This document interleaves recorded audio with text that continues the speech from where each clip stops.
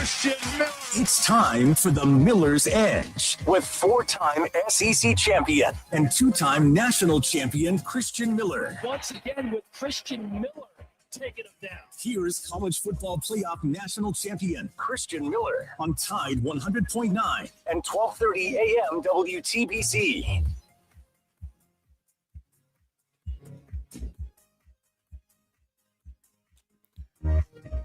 And welcome into this free-for-all Friday edition of the Miller's Edge, Tide 100.9, 1230 WTBC. Hope you guys are doing well and hope you guys are ready to start things off with a little bit of a bang, man. I know you guys have probably seen the poster that we've been posting a little bit. Again, we got news yesterday. Excuse me, I should say we got confirmation yesterday. We were going to have ourselves a special guest here on the show, and it looks like we're going to start things off with that here in just a moment. That special guest will be Alabama linebacker Yhonzae Pierre, and I'm really excited about this one. Another former, well, I keep saying former Chase because I'm used to talking about myself here in that role. Another edge rusher, right? Former edge rusher, the current edge rusher will be fun. And I talked to the pastor of Payne this morning, and it sounds like he's going to jump on here as well. So it looks like we might have I want to say room full of edge rushers, but I keep forgetting we also are on radio. We do stream as well. So if you guys want to watch us do the show, you always can check us out at the Miller's Edge on YouTube. We stream live on X now as well at the Miller's Edge, and on the Tide 100.9 Facebook page. You can keep up with what we're doing as well, and you can always be engaged with the chats and interact there. Leave your questions, comments, and concerns. We'll talk about whatever you guys want to talk about, which I'm assuming is Alabama football, with spring football right around the corner. And that's why we're talking with Yhonzae as those guys prepare to kick things off this Sunday. Will be their first practice of the spring training part deal. I don't know if you call it OTAs now. Everything's changing so much, but they kick things off this Sunday, and we're lucky to get joined by Yhonzae Pierre here in a moment. He will call in and we'll discuss things. We'll talk a number of deals with Yhonzae. Number one, the big decision to come back to school for his senior season. Honestly, probably one of the biggest updates this offseason, getting him back, the returning sack leader for this Alabama defense. And we'll talk to him about that, their goals as a team, as a defense, his personal goals going into 2026, and really just his season last year, man. You're talking about a guy that really came on, especially as the season progressed, ended up with a 8-sack season. Probably could have had even more, but still, this guy is a really good football player. Really glad to have him back here in Tuscaloosa for another year, and definitely excited to have him here on the show here in a few minutes. Until then, I want to give you guys a couple updates on a couple of other things that we've had come our way, or I guess come out today. Jersey updates. Now, I'm sure my dad's going to love this, man. You talk about single digits. It's single digits galore, man. Jersey numbers are these dudes are lucky, man. They didn't have to deal with what I had to deal with when I asked for that number 8. But jersey updates are out, man. And I think one of the biggest ones that I saw, Chase, was Ryan Williams, man. The Deuce. The Deuce is no longer so. He's now Uno, which is kind of interesting, man. Interesting stuff. Ryan Williams officially changed his number to number 1. Not only that, he also, I think he had a name change, if I'm not mistaken. I want to say it's now Ryan Coleman Williams. I think he did that recently, but so he's now Ryan Coleman Williams, rocking number 1. So that might take a little to get used to, but I think besides that, there's a number of guys that change numbers. I'm not going to read all of them because there's a whole bunch. But you got Yhonzae Pierre also he's rocking 0 now, right? From 42 to 0. Devin Tompkins, the transfer from Southern Cal, he's also rocking number 1. Latsier Brooks is now rocking number 3. Luke Metz is rocking number 4. Noah Rogers, number 5. Red Morgan, 6. Kevin Riley, 6. Rico Scott, 7. Caleb Woodson, 7. Sedarius Morgan, 8. Marshall Pritchett, 9. I mean, you get that everybody's wearing single digits, man. They got it made. We we didn't have that luxury, and I know my dad absolutely loves that as he joins us now from his favorite shop. But Ryan Coleman Williams rocking number 1, man. Fresh start, maybe we see him. I don't know. Maybe that's a new leaf. I don't know.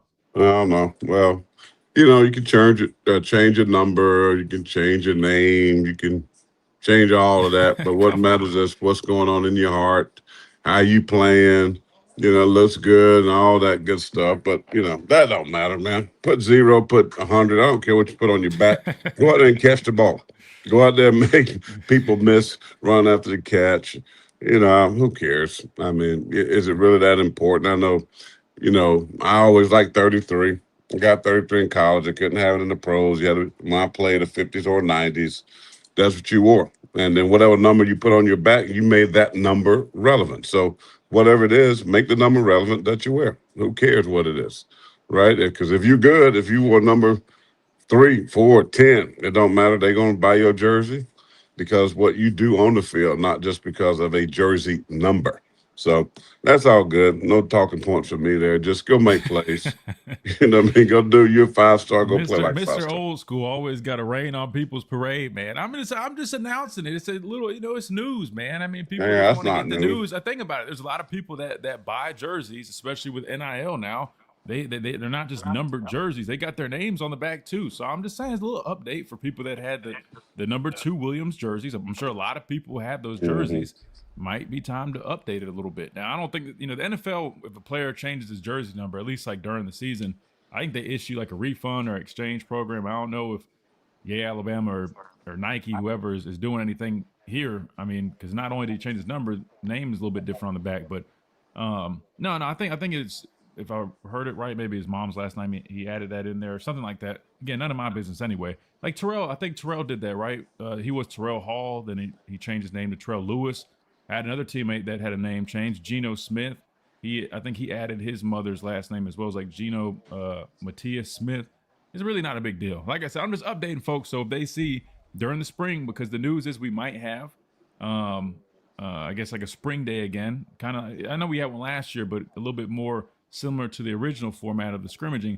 Hey, you just got to update people so they know. If they see number 1 at wide receiver, Coleman Williams. Yeah, that's Ryan Coleman Williams. Just a little bit of an update. I just was pointing out that when you look at all the single digits, man, these dudes, they got it made, man. There's a bunch of defensive guys. I mean, I see a D tackle. I see a linebacker. Who else we got on there? I mean, DBs is not as bad, but when I say not as bad, I'm just saying they got that luxury now, man. Looks like our defense is going to be filled with a bunch of cool numbers, though. I mean, I'm not going to lie. I like the way the single digit looks, at least in college. NFL, not so much, but there's that. There's a whole bunch of them. So if you guys wanted to get the updated number list, I'm sure there's plenty of articles, but I think the one I'm looking at is at Alabama. So go check that out if you want to update the roster. Another news real quick before we're joined by Yhonzae. Coach DeBoer spoke with Greg McElroy on the Cube and Mac show, or Mac and Cube, I'm sorry, this morning. So I'll probably end up just playing that. He will join our show at some point.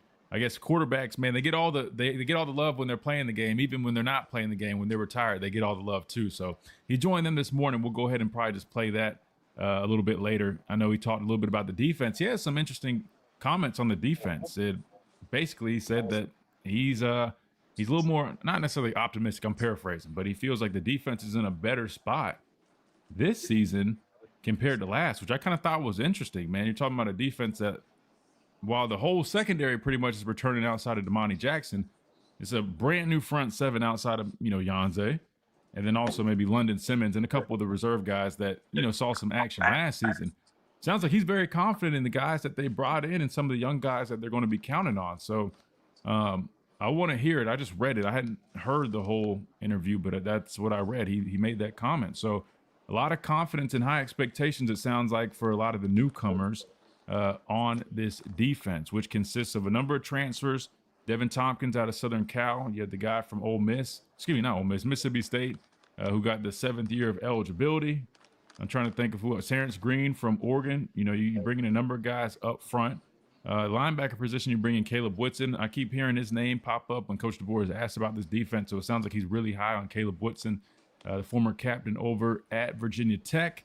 Secondary-wise, you brought in a couple guys, or at least another guy from, smaller school, but he's a tall guy, long, lanky corner. But, yeah, I don't know. We're gonna have to see, man. All eyes probably will be on the defense outside of the quarterback position.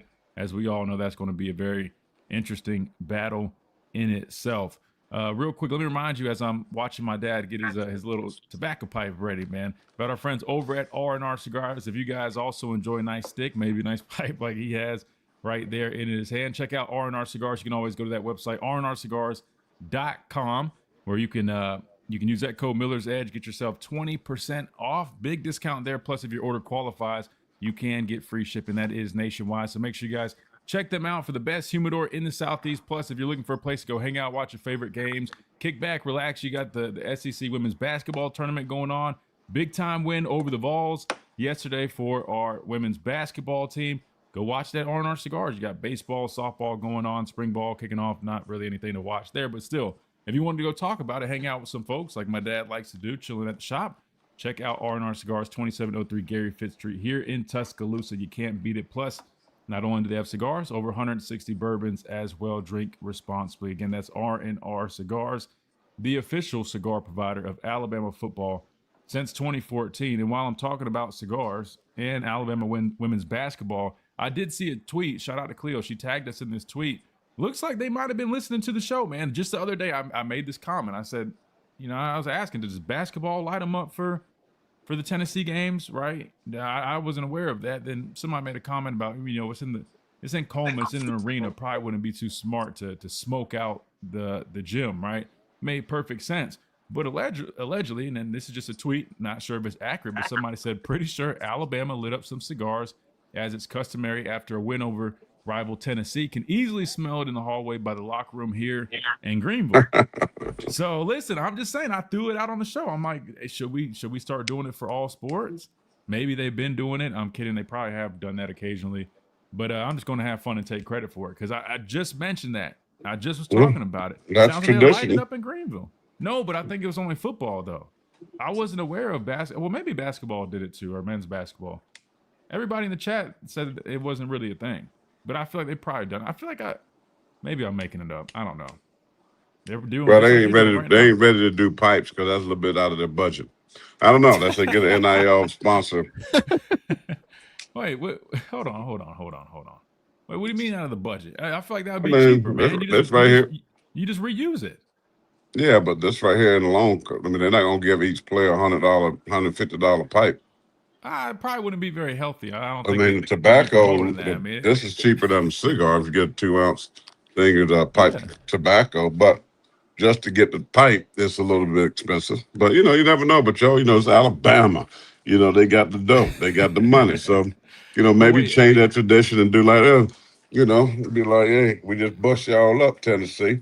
Roll Tide. You know what I mean? Well, I don't think you want to encourage that habit. Not to mention, to be fair, well, they just smoke a little bit. Exactly. I was about to say, half the time, most of the guys, at least from my experience, man, like they ain't like. I don't think they really knew how to smoke a cigar. You don't really inhale it. You kind of just a lot of the time, man. They hit it a couple times. They get the pictures, and then there's you would love it, man. You would probably go on a scavenger hunt all around the locker room. You could probably make away with, I don't know, hundreds of dollars in cigars, man, that are either barely. I'm not taking no cigars that might not put their lips on. No, there's a lot of guys that don't do anything. They just hold it for the picture. Well, then, but normally they might be. I mean, I know R&R, our sponsor, they probably give away good cigars, but I'm sure most people that's doing that probably give away cheap cigars because they know the kids are not going to smoke the entire cigar. But, but no, I'm not doing that. I'm not going on a scavenger hunt of cigars. Thank the Lord I can buy a cigar if I want it and not have to, chase one down out the garbage can, so to speak. Well, to be fair, when I was in school and I saw people leave unsmoked cigars, I would grab a couple on the way out. I mean, why wouldn't you? They're about to get thrown out probably anyways. I don't know. I mean, I don't think you donate cigars to charity. Maybe you could. I don't know. But, I used to grab a couple and just throw them in my bag on the way out and just have them for an occasion. I don't know, in case I wanted to while I'm on the golf course. Who knows? Anyway. It's just a relaxing thing. This for me is very it's relaxing. There's no inhaling. It just smells good. This is black raspberry that I'm smoking. It's just something about a pipe. It puts you in a whole nother level of sophistication. You know what I mean? It takes a sophisticated man to roll, the pipe. This one sits down and, but I got the gadget. So if I had the other pipe and I wanted to lay my pipe up there against that right there to lean up, but I don't need it for this one. It's got a flat bottom. It just sits down. That's fancy stuff, man. That gets you in the right headspace to conduct an interview with one of the top edge rushers in the country who decided to come back after having a really nice season last season. Could have gone on to the NFL draft, decided to return to school. And speaking of Yhonzae, let's do this. Let's go ahead and hit a timeout so we stay on schedule when we come back. Should be hearing from him, and we'll keep you guys updated on that. I know you're excited about it. We're definitely going to talk all things football. Go inside his head where he's at going into this spring for his senior season. Defense, whole new front seven. He's expected to be a leader on this group, man. So we're going to talk about that right here on the Miller's Edge, Tide 100.9, 1230 WTBC. Don't go anywhere. Exclusive radio interview with Yhonzae Pierre coming up right here on the Miller's Edge. Quick timeout. We'll be right back.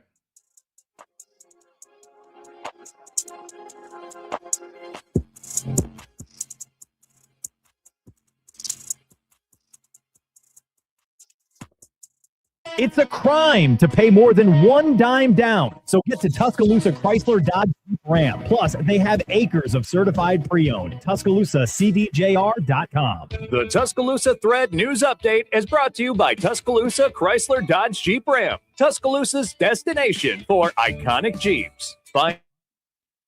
Who we got in here? Jake, what's up? Nick, what's going on? Travelpreneur, what's up? Yakenji, what's up? 8A game is on and I'll be there. Yeah, it sounds like it's gonna be back to a true scrimmage format. Yhonzae's from your hometown? Eufaula, right? I've been there before, believe it or not. I went and worked a football camp there with Jeremiah Castile when I was a senior here. Yeah. That was what year was that? Probably like 2018, something like that. We weren't there long though. We went and worked the camp. I don't even think we stayed the night there. I think it was like a quick little day trip, but it was cool, man. It was cool working with the kids. We were indoor. It was like where was it at, man? I think it might have been maybe the high school, but there was like an indoor area. They had some turf. Some guys were working inside there. Others were outside, but it was cool, man. It was cool. Mike, what's up? Dwight, what's up? Ryan wore one in high school. Oh, okay, that makes sense. Yeah, for some reason I thought he wore two. Maybe him changing his number means he's taking a different approach. Could be good. I mean, it could be. I think it's probably more so. I mean, if he wore that number in high school, probably just comfortable getting back to his roots, man. Like if 7 ever opened up for me in college, I would have loved to have worn it, but I always joke around, even though it's not really a joke. It's legit. Coach Saban wasn't really going for that, man.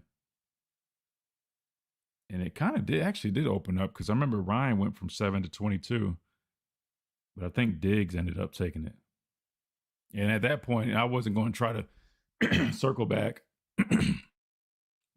I wasn't going to try to circle back at that point because he had already denied me number 8. I think he just got cut out. I don't know what happened to him, but something right about Big Terrence Green in 99. That was his. I think that was his number at Oregon, right? Who? The transfer from Oregon, Terrence Green. I mean, I like the traditional numbers, man. Like, I don't mind some single digits here and there, but when it's like everybody wearing a single digit, I'm like, man, maybe I'm just jealous because we didn't really get to have that luxury.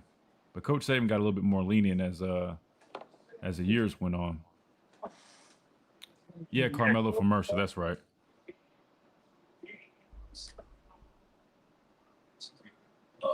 Wait, hold on one second.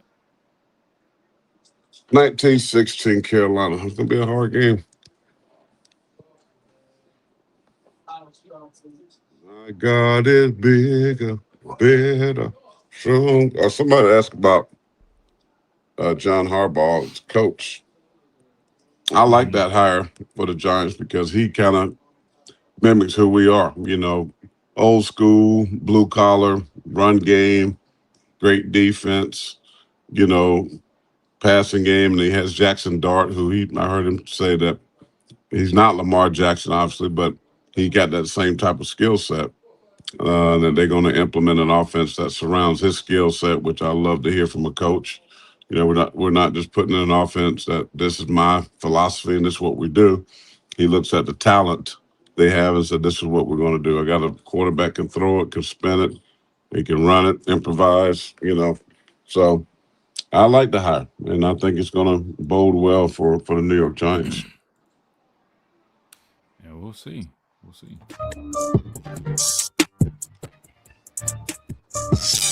And welcome back into this free-for-all Friday edition of the Miller's Edge, Tide 100.9, 1230 WTBC. Still waiting on Yhonzae to come on here, but no worries. I know they got a lot of stuff going on. So we'll keep you guys posted. Should be any minute now. He should be calling in, and we'll get that interview rolling. I'm definitely looking forward to talking with him, getting his thoughts. Heading into this 2026 season, spring ball kicking off this Sunday. On the Lord's Day, man, they'll be playing some football. I wonder if they'll change the time a little bit, man. Wait a minute, they start practice on Sunday? You don't like that, do you? But No. listen, we'll hold on. Maybe the time will be changed a little bit because they normally practice in the morning around 9, which is, that's pretty common church time. But I don't know. I don't have the schedule in terms of like the time, so I don't know the time. But it is Sunday though. I don't know. And calendar board, man of faith. NFL plays football on Sunday. I mean, you could play sports on. Yeah, on I don't mind, but make sure they have a chapel service or something. Have a chapel service or something before practice starts. You got Scotty Holland. Shout out to Scotty Holland. You got Jeremiah Castile. Look, those guys are. They got guys like, but they might have pushed it to the afternoon. They might have gave them the morning off. I don't know. You got Yhonzae will know. We'll ask him. We'll ask him when he comes on here, though. I mean, the NFL plays on Sunday. Come on, man. I mean, they play as early as what? 1? 1 o'clock, unless they playing over, in a different country, then the game comes on like 7:30 in the morning. But right. I'm trying to think if we did chapel service with the Panthers before games. I don't really recall us doing that like that, man. Maybe I just did. Maybe I wasn't hip on it. I don't know, man. I just remember staying at the hotel over in South Park and then waking up, getting breakfast, and heading on over to Bank of America Stadium, man. Did you leave the chapel when you were playing? No, we had a chaplain. Right, but I'm saying, but I mean, you Pastor Payne. I'm just asking. I'm like, no, I wasn't living. I wasn't living right enough to be leading. But you hosted Bible. Yeah, you weren't. You were the pimp. I mean, it depends on when it was. You were more the pimp of Payne back then, but you were the pimp of Payne before the Pastor of Payne. Well, no, that was early on. I was, but then I got better. The older I got. Amen. But you hosted Bible study, I thought. Who said that? Chase? Chase did. Hey, Chase. How are you? It's good to hear your voice. So I told you, I love it. Hey, Corey. What's up, buddy? It's so great to hear your voice. Praise the Lord, Corey. I mean, listen, it's good. If you enjoy hearing Chase's voice, man, check out his work that he's doing. He's now posting content on social media covering women's basketball. Yeah, he covers women's basketball. He does a nice job, man. I'll be hearing him doing the interviews with Coach Curry. He sounds good, man. Check him out. Chase, you the man, brother. You like the Jeffersons. You're moving on up to that east side, baby. I appreciate you, sir. But I will say this to give you some content. Alabama's women's basketball run will end today. So they'll be back in Tuscaloosa tonight. Don't they play Texas? Yeah, but they had a good game. Fourth quarter was a little dicey. Yeah, they're not going to beat Texas. They're not going to beat Texas. It's like Kentucky and South Carolina's going at it right now, 22-16 at the end of the first quarter. But I like Alabama's team. They hit those threes, and if you're not playing your best game, but I think their run. They won 2 games. Alabama did, and a good showing. But I think that comes to an end this afternoon or tonight, whenever they play. What do you think, Chase? I mean, you're the expert on women's basketball right now on the show, man. You got to have some pushback for them. Give us some reasons why they will upset Texas. That's what crickets. That's what I, you don't have any. Don't be scrolling through your phone. I guess don't be scrolling. Oh no! Ask the question. I guess that means there are no. Don't be scrolling through your phone. You got to give us some faith, Chase. I said give them some pushback. We got to hear your counter argument. Why can they upset Texas, Chase? Come on, man. You got to give us some faith, man. Easy work. I got you.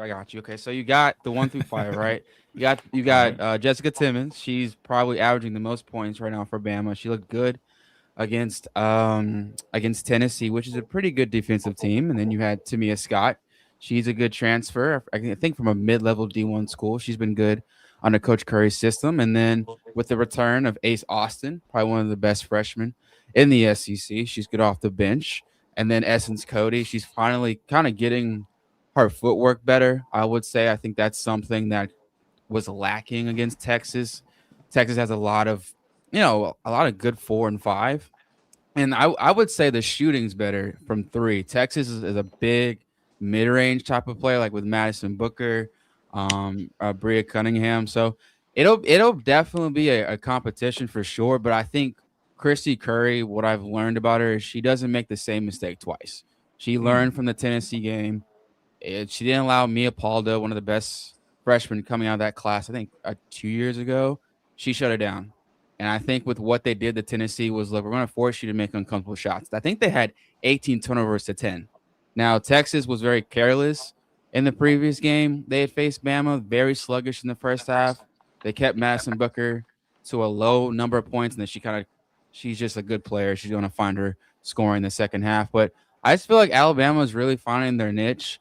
Now, like I said, they have to limit the turnovers and really go through their offensive sets of, a lot of pick and rolls with Essence Cody at the top of the key and, really exploit Texas's lack of, I think, intensity in the first half. Because if you've looked at Texas' previous games, they're not focused. They have to really take their time to get ready. And I think Bama learned that and they can expose that. So I have Bama in this one, but I think it'll be by like a really close one by like 3 Chase, come on. Oh, he picked Chase, Bama, you wouldn't pick Bama. He believes. Yeah. I mean, that was so astute, your breakdown. I mean, it was like, it was very soft yet intellectual, very informative. All that was good, but you're wrong. I mean, your pick is wrong.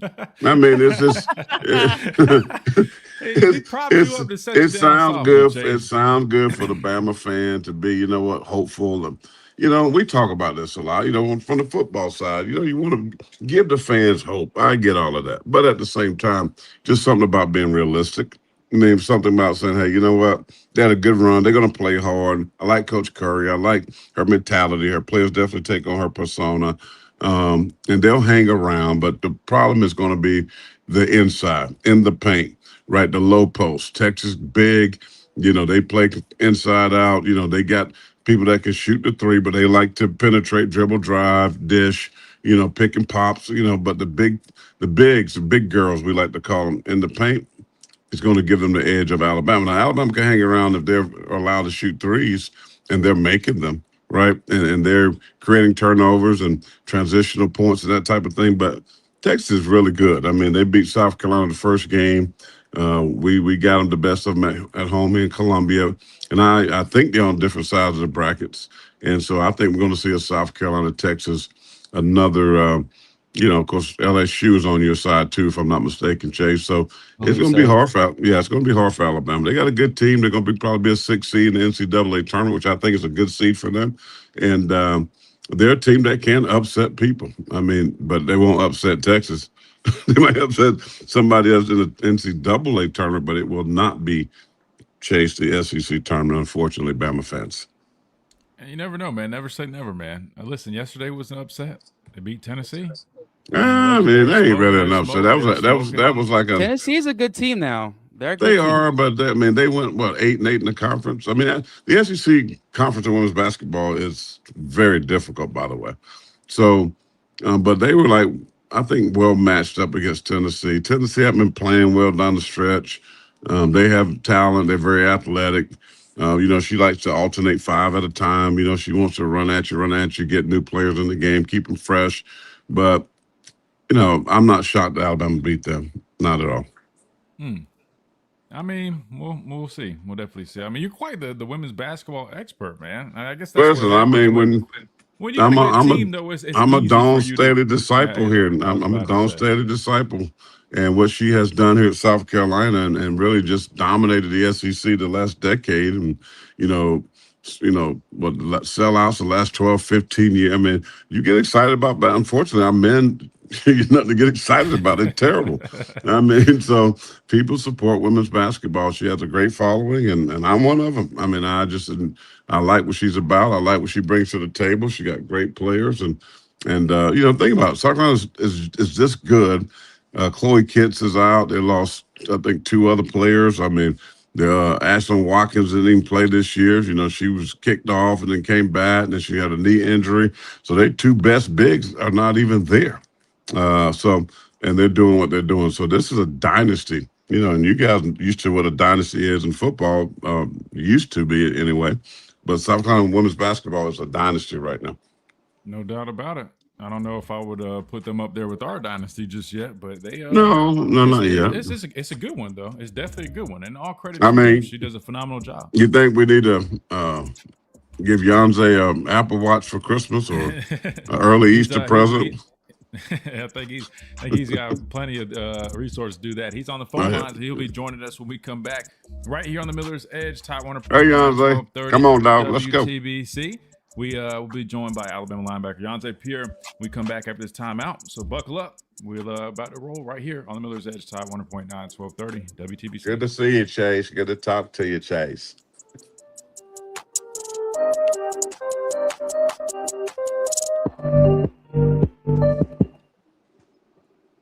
It's a crime to pay more than. You're stupid, man. This dude here, man. You're wild. Oh, whoops. Yeah, the men's championship was in Nashville. Yeah. You know, the girls, you know, South Carolina has had an advantage being at the SEC tournaments in South Carolina and Greenville, where my church is. And it'll be packed. It's packed right now. I might go Sunday if they make it to the championship game now that we have church at 10 o'clock, 10:30. So I might get out, and if they're there, I mean, South Carolina could lose to Kentucky. That's another good basketball team. So, I mean, you know, talking about getting you prepared and ready in the SEC tournament, that gets you ready for the NCAA tournament, no doubt. True. That's true. You think you guys might win a natty this year or what?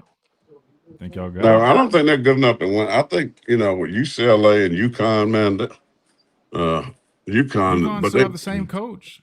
Yeah, Gino Uriama, it just, I mean, they just reload, man. They went down for about a couple of years, but after Paige Buckets left, and they're still good. Now, their conference is boo-boo. So, you know, we'll see when they play South Carolina, Texas, you know, teams like that, LSU, some of the better teams in the country, because they just beat people in their conference like they stole something. I mean, like by 30. I bet that I would love to see what their margin of victory is in their conference. I bet it's 30 points, easy. Mm-hmm. I couldn't tell you. I don't keep. I can tell you, ask AI. It definitely will have an answer for you. I don't know though, man. I feel like I'm starting to over rely on AI, man. I mean, I use it for everything. I'm starting to get a little concerned. I need to probably cut back on it. But it definitely give you an answer better than I could. I don't keep up with it as much as you do. What's the score of y'all's game? 29-19. The Gamecocks by 10, 6:45 left to go in the first half. They call it second quarter in girls basketball, but good game thus far by South Carolina, up by 10.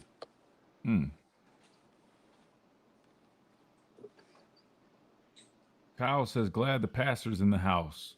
Yes, sir. Absolutely, man. Absolutely. What in the world was that? We got this big 6'7" girl. She's from France.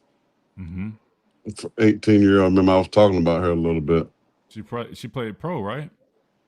Yeah, but she's on the bench. But I mean, she's gonna be a good 18, player. Though, and she didn't. Yeah, I don't mind her. I mean, she's gonna be a good player. You know, but she's still thin, not strong, so she get pushed around some of these bigger girls in conference. But she's very skilled. She can shoot the three. She can dunk. 2 hands. I mean, she's very athletic. I'm like, I knew I was feeling something in my pockets, my Apple Watch. I was like, why is my looking at my phone? Why is my pocket buzzing? All right, here we go. We're about to come back here now, guys, and we got Yhonzae on the line, so we'll get this thing rolling. I wonder why he didn't change his number. He did. He's wearing 0. Oh, he did? Yeah, I think he's taking all right, here we go. We're coming back. 38.5 average. Wow. And welcome back into this free-for-all Friday edition of the Miller's Edge. Tide 100.9, 1230 WTBC moment you guys have all been waiting for. We're now joined by our special guest of the day, another Alabama linebacker, edge rusher, one of the best in the country, decided to come back for his senior year, has everybody excited about that, and they're about to kick off spring ball this Sunday. But first, he joins us here on the show. Eufaula's finest, Yhonzae Pierre, man. Welcome in, man. How's everything this Friday for you? Everything going good, boss. Just got done putting in some work and the weight and whatnot. Just got out the surf. Yeah, we just got done. Man, that's good to hear, man. That's good to hear, man. Tell me, man, I know you guys have been working this offseason 4-quarter program. We know all about that. You guys have been in the weight room. You got spring ball right around the corner, man. How's the offseason been for you and the team as a whole, man? What's the vibe been like over there? I mean, just for me, I mean, just tighten up to certain things and just coaching the young guys and I mean, just trying to be that leader for the team. And as the team come in with a lot of new guys, I mean, we're just pushing each other and just trying to get the feel for each other and just trying to bond and get that brotherhood. No doubt about it, man. This is the time to do it, man. I like what you said, man. Stepping up as a leader, we all know you're probably, the guy returning on defense, man. 8-sack season last season. Everybody's excited about you coming back, how big of an impact that's going to be for this defense. So I love to hear that you already are taking that next step as a leader, man, because that's going to be so important. But, talk to me real quick, Yhonzae. I mean, you had a great year last year. You came on as the season went on, you just got better and better, and you really ended up being one of the top edge rushers in the country. Definitely the conference definitely was something Alabama needed. The pass rush was a little slow at the beginning of the year. Then you provided that off the edge, and it made a huge difference. You had opportunities to put your name in the draft, move on, and go explore that NFL career, but you ultimately decided to come back to Tuscaloosa for your senior season. What went into that decision? And, just kind of where was your mind at when you were talking with, your camp, your people, and what ultimately led you back here to Tuscaloosa? I mean, just sitting down and talking with God, my mom, and like my coaches and whatnot. I mean, just keep talking to God about it and making the right decision, and feel like I need to just come back and detail things up and be the guy I need to really be, and just tighten up, really just tighten up a lot of things that I need to tighten up on the field, and just become a better person off the field, and just get better habits. That's it, Absolutely. Yhonzae, this is Corey Christian's father here. You can call me the pastor of pain. That's what they call me. I like the fact that you said you talk to the Lord first, because He'll never lead you the wrong way. So I'm glad you're back in a Bama uniform. You mentioned a lot of new faces. I know with team, when you talk about a team sport, especially football, you have to build continuity. You have to build trust with other guys. And then this day, with transfer portal, you consistently getting new guys on your roster. Talk about just how hard or difficult that could be, is just learning, some of these other guys, playing with, new attitudes, new character. How hard or how easy that has been for you going into this offseason? I mean, it's not kind of as just hard, because at the end of the day, we all play football, but it's just a little different at Bama.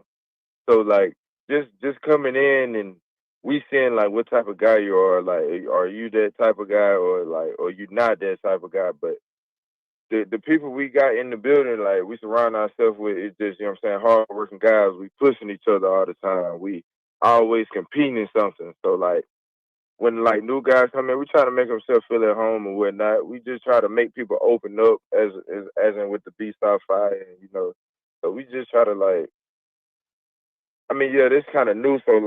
So we just try to make people feel back at home as where they come from. It's always different, as in here and there, and people are always different themselves. So we try to let people be themselves, open up, and take it day by day. That's about it. Exactly. And as you guys come together as a team, like you mentioned, growing together through the offseason, those workouts always make everybody closer when you dying through fourth quarter drills. But tell me, I know you mentioned you're stepping up and trying to be that vocal presence on that defense, on the team itself. Who are some other guys, Yhonzae, that have started to step up and also try to, be leaders on this team going into the season? I mean, definitely. We had Jeremiah Beaman, as him coming off an injury from last year. We got Saya Fager. Yeah, we got Ryan Williams stepping up. We got both of the quarterbacks, Keelan Russell and Austin Mack, stepping up. And then as we got another senior on Keon Sab and Bray Hubbard on the defensive side. We got a couple leaders in the room on the team that can step up in some big shoes this year. Oh yeah. Yhonzae, you know the standard, you know Alabama standard for years past. The history of this program, especially the years of the defense has been so dominant, so nasty. You guys came off, you know, a performance against Indiana in the college football playoffs. I'm sure that nobody was happy about. How has that helped the mindset of leaders like yourself? You know, played in that game and obviously didn't like how the turnout was. How has that kind of propelled and motivated the unit as a defense going forward into the spring? I mean, definitely like the ones that was there for sure. I mean, we still got that in the back of our mind. Nobody definitely want that feeling walking off the field. So we trying to put that into the aspect of every day as we working. We not trying to have that same feeling again. And the new guys that's coming along, we trying to bring them with us. Absolutely. That's the way to do it. We're joined by Yhonzae Pierre, Alabama linebacker, force off the edge. Speaking of coming off the edge, man, you ended up with 8 sacks last season. You kicked it off with a sack against Wisconsin, and it seemed like each week, man, you just got better and better. It was like something shifted, man. To me, from my opinion, from watching you, man, you just looked like you got more and more comfortable as the season went on. You started feeling yourself out. You know, your rushes started to come together. I saw you working different moves, really working stuff on the edge. What was it that really led to that shift, man? Was there something with your technique? Did you start working some different stuff? What was it like that light bulb moment where your pass rush really started coming together and you became a much more consistent threat off the edge as the season went on?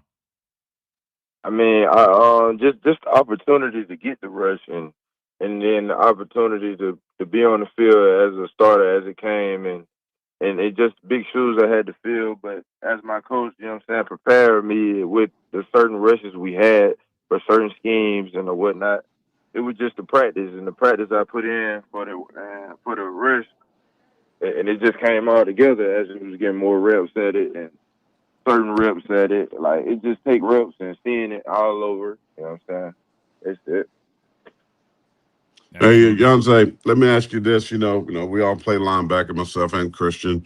We understand that position extremely well. But one of the things, you know, playing in the league for 9 years and playing with Hall of Famers like Lawrence Taylor and Michael Strahan, and, you know, one thing that I learned, especially from LT and some of the older guys, was every off season I had to look at my personal game film, my personal tape.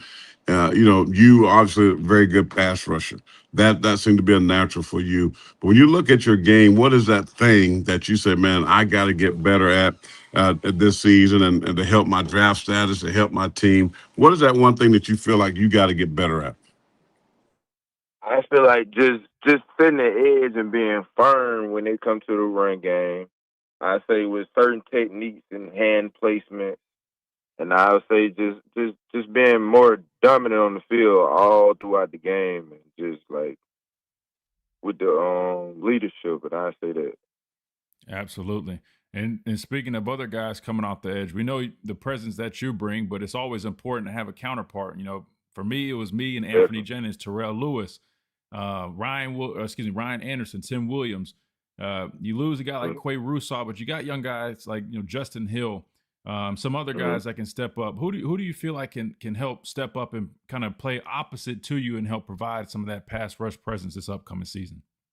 I feel like we got a lot of guys that's gonna step up because, like, you know what I'm saying, as in me leading the way, I'm gonna bring guys with me, and I feel like Jay Hill could be one of them guys. I feel like we just got to transfer Dez, Umazuma can step up. I feel like some of the freshmen, one of the freshmen might could step up or whatnot, and I say if we like just moving things around, I feel like one of the guys in the linebacker room can step up. In the middle linebacker. Yeah, now my position, Yhonzae, is one that a lot of people got their eyes on, you know, stepping up, being a leader. The Mike normally is that leader of a defense. You know, who are some of the guys that you think, I know you alluded to a name or two, but that you feel like is potentially going to step up and become that middleman, the voice of the defense of Alabama? I like Caden Jones. I like Luke Metz. Then we have QB Reese, and then we have the Caleb Woodson as a transfer coming in. I mean, all those guys are kind of looking nice and kind of trying to feel their feet out and get vocal with it, and you know what I'm saying, get comfortable back there. So I feel like them guys could be the guys stepping up in that role right there. Absolutely. I like you got a young one coming in Xavier Griffin too, man. I know he's Xavier Griffin. I like that guy. He's been working his butt off. You know, I had a little interview with him yesterday. I mean, he's gonna be one of the ones. He's gonna step up and be a good player for us. Oh yeah. He kind of gives me like Jahad Campbell vibes in terms of that versatility that he can bring. I know he's kind of in a similar boat as me, man. I got to campus a little on the small side, had to put on some weight, and I know he's working hard and trying to do that and get to a point where he can definitely hopefully contribute at some point. But Yhonzae, let me ask you this, man. As pass rushers, we always got our favorite moves, man. Like when it comes to pass rush, it's an art. You got speed guys, you got power guys. Some guys like the ghost rush, some guys like cross chop. I was a big stab club guy. That was my move. I always set it up with that stab, looking to just break that elbow when I hit the edge. For you, man, what's your go-to, your fastball, as we call it, when it comes to pass rush? Like as in this past year with the fastball, like, see, I used to be a kind of like get off the ball inside spin guy, but like that ain't gonna work all the time, right? In this league. But like as I came along, I feel like that pass, I mean, like that, I say speed to power, outside chop. But like when I'm doing the inside move, I like the chop inside move. But like I'm working on this forklift and some more a little bit right now. Yeah. I love that, man. Spin move used to be that go-to. Speed, get off, spin move. They still listen. They can. That just needs to be your counter. You got to set it up with speed. Yeah. I mean, you're a speed guy, Yeah, so you just got to work that edge, and you keep that spin move in your arsenal, but you just save it as a counter once that tackle starts getting used to you going upfield. Nah, I definitely can see the vision. You mentioned that forklift. If you need a guy to watch, man, a guy I played with, he's actually from Birmingham. He's an Alabama guy, but I played with him with the Panthers. Mario Addison. He wore 97, man. He played about a decade in the league. That was his go-to move, man. I'm telling you right now, he was a dog, Alabama guy, and he perfected the forklift, man. So I had to send you some clips of Mario running it because it was a thing of beauty when he had guys lifted up off their feet like that, man. Yes, sir. Yeah, Yhonzae, I got one more, and I know you got stuff to do, busy time for you. But, you know, listen, man, the counter move is, you know, take it from grandfather of football, me.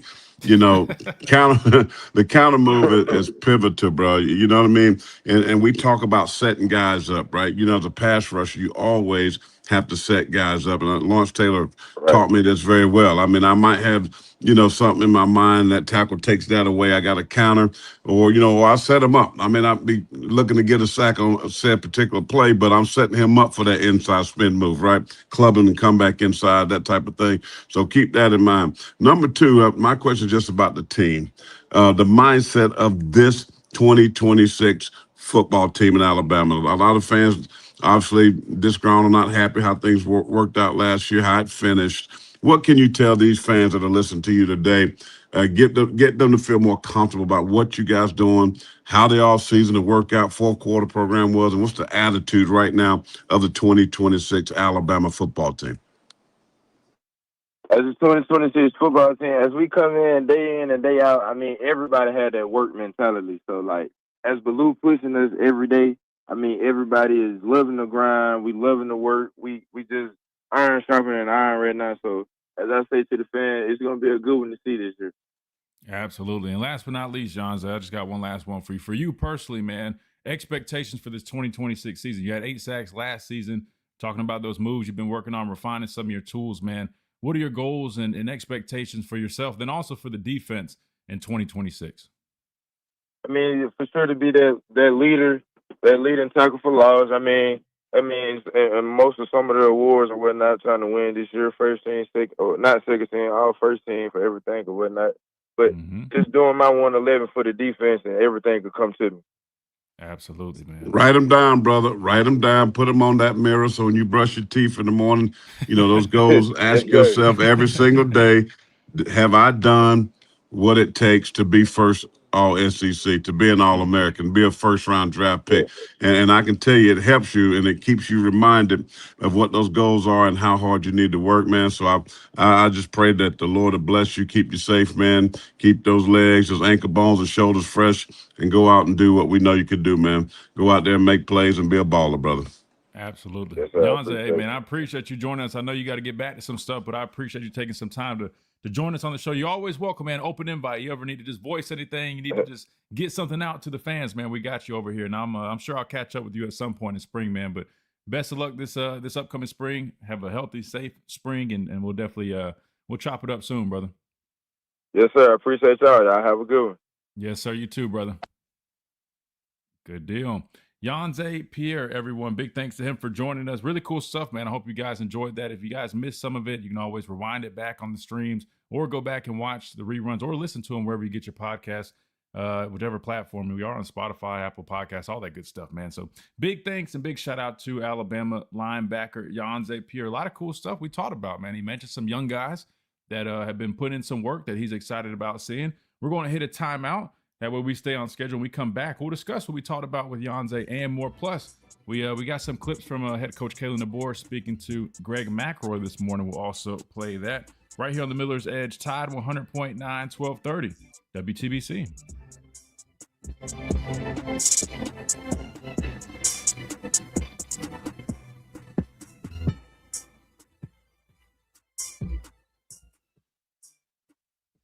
My name is Whitney Allen, and I'm a widow.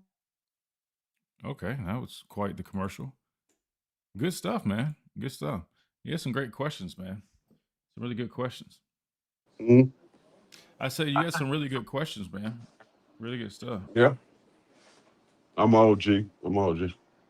I know.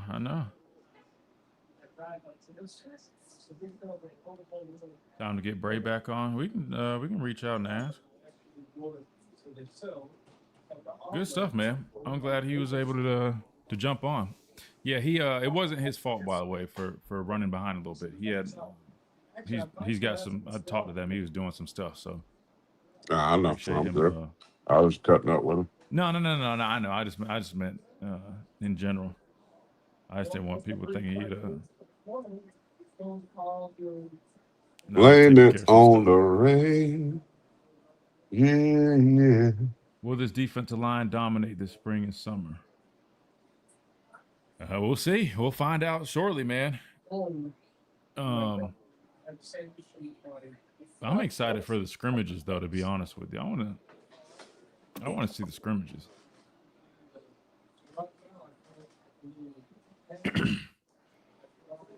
17 plus sacks for Yhonzae this season, man. That's like Will Anderson territory right there, isn't it? That's a lot. Yeah, that is, man. Well, Hey, listen, I think he's got to guard against now. Teams know he's like the better pass rusher. They'll scheme him a little start bit. putting chips and stuff. Yeah, so he'll have a little bit harder time. That's why I was like, man, you know, those counter moves and setting guys up is very important for pass rush. Oh yeah, yeah. No, when he excuse me, as he keeps developing that as a rusher, man. Excuse me, he's gonna be even better. A lot of his rushes, man. You could tell he was working some different stuff as it came along. Like you said, the more reps he got, you could just tell he had more confidence. I definitely think, yeah, if he starts working on that counter, man, because he's got speed, he's got power too. I mean, he's a strong guy. But he in that spin move, it's funny. I remember watching him at a camp here when he was in high school. And he sure as hell did throw that spin move a lot. Yeah, you know you can't just go spinning. They're gonna wash you down the line like. Yeah, no, you can't. Yeah, a lot of guys do that. They come from high school where in high school, man, you can spam a spin. You know what I mean? But you know who does get away with that though? There's very few people that can. Brian Burns will just pull a spin out of. I mean, it won't even be. It's not like a counter necessarily. It's just Brian will literally. I've seen Brian do an outside spin and get a sack. You got to be a special athlete to do that. Well, you set them up. You got to set them up. No, but I'm saying without even really setting them up. Brian was just like, I have to pull it up, man. Chase, are we coming back for like 2 minutes? Is that right? Or is it combined? Okay, all right, good deal.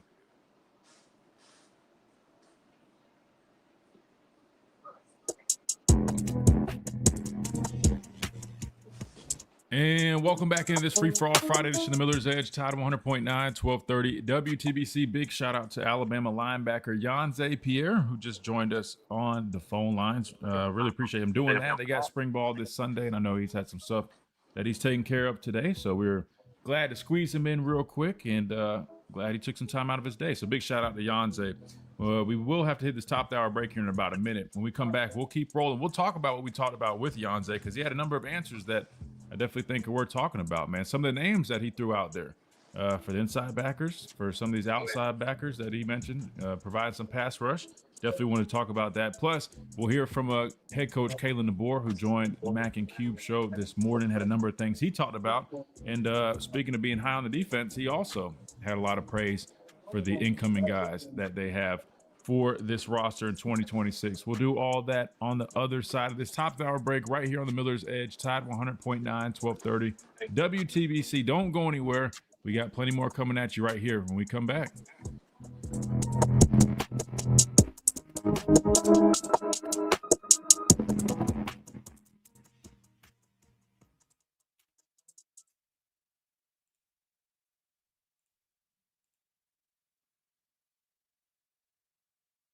No more bend but don't break defense.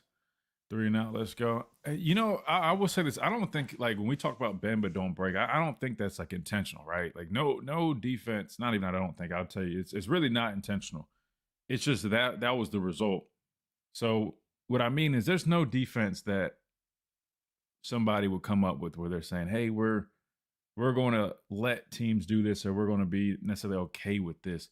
It's just kind of, you know, it's kind of how it happened, right? You know, and really what that means is you're giving some up, but then you come up with big stops. And that's kind of just how they played a lot of the time. Not a lot of the time, but, and to be fair, you got to really go back and look, because a lot of times they were really put in bad field position situations, meaning the other team had a great field position where it almost felt more like bend but don't break, but it really was more so an issue of them being put in a bad spot with bad field position, if you think about it. But yeah, I mean, the best way to stop that is stopping the run and getting off the field on third down, like you mentioned, which I think are two areas that they probably will say those need to be a little bit better this season. Stopping the run got better as the season went on. That was a little bit of an issue earlier on, and it got better as the season progressed. Third down got better as well. But yeah, I mean, that's how you kind of get away from the bend but don't break deal and be more of a true dominant force defensively, man. Stopping the run, getting off the field on third down. Those two definitely are a big factor in that.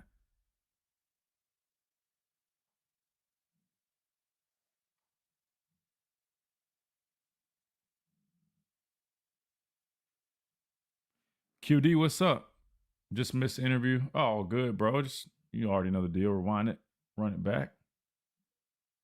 Problem I have with the defense, they gave up some big plays in critical times, like the material 30-yard plus run in the first OU game. Yeah, I mean, you know, just teams are going to get explosives. You just got to limit them, especially when, you know, it comes down to just small details, right? Communication. You know, a lot of those plays aren't necessarily like them really out. I guess it depends what it is, but I don't remember that one exactly. But a lot of the time it's more so just minor things, right? It could be somebody has bad eye discipline, somebody loses contain, situations like that. So you really just got to just clean up small details, and that helps clean up the explosives. When you start on, they can. I think there's some typos in there. I can't really understand it, but I know what you're saying, though. Yeah, the short fields that they were dealt, man, that didn't help much. And that's why I was saying, if you really think about it, defensively, I think they played better than some people might realize. I think sometimes if you're kind of just looking from like surface level, you're like, all right, that's pretty solid. But if you think about the short fields that they were dealt and them bowing up and only allowing a field goal in a lot of situations where other teams might have given up touchdowns, man, I mean, that's a big deal. And that deserves a lot of credit, without a doubt.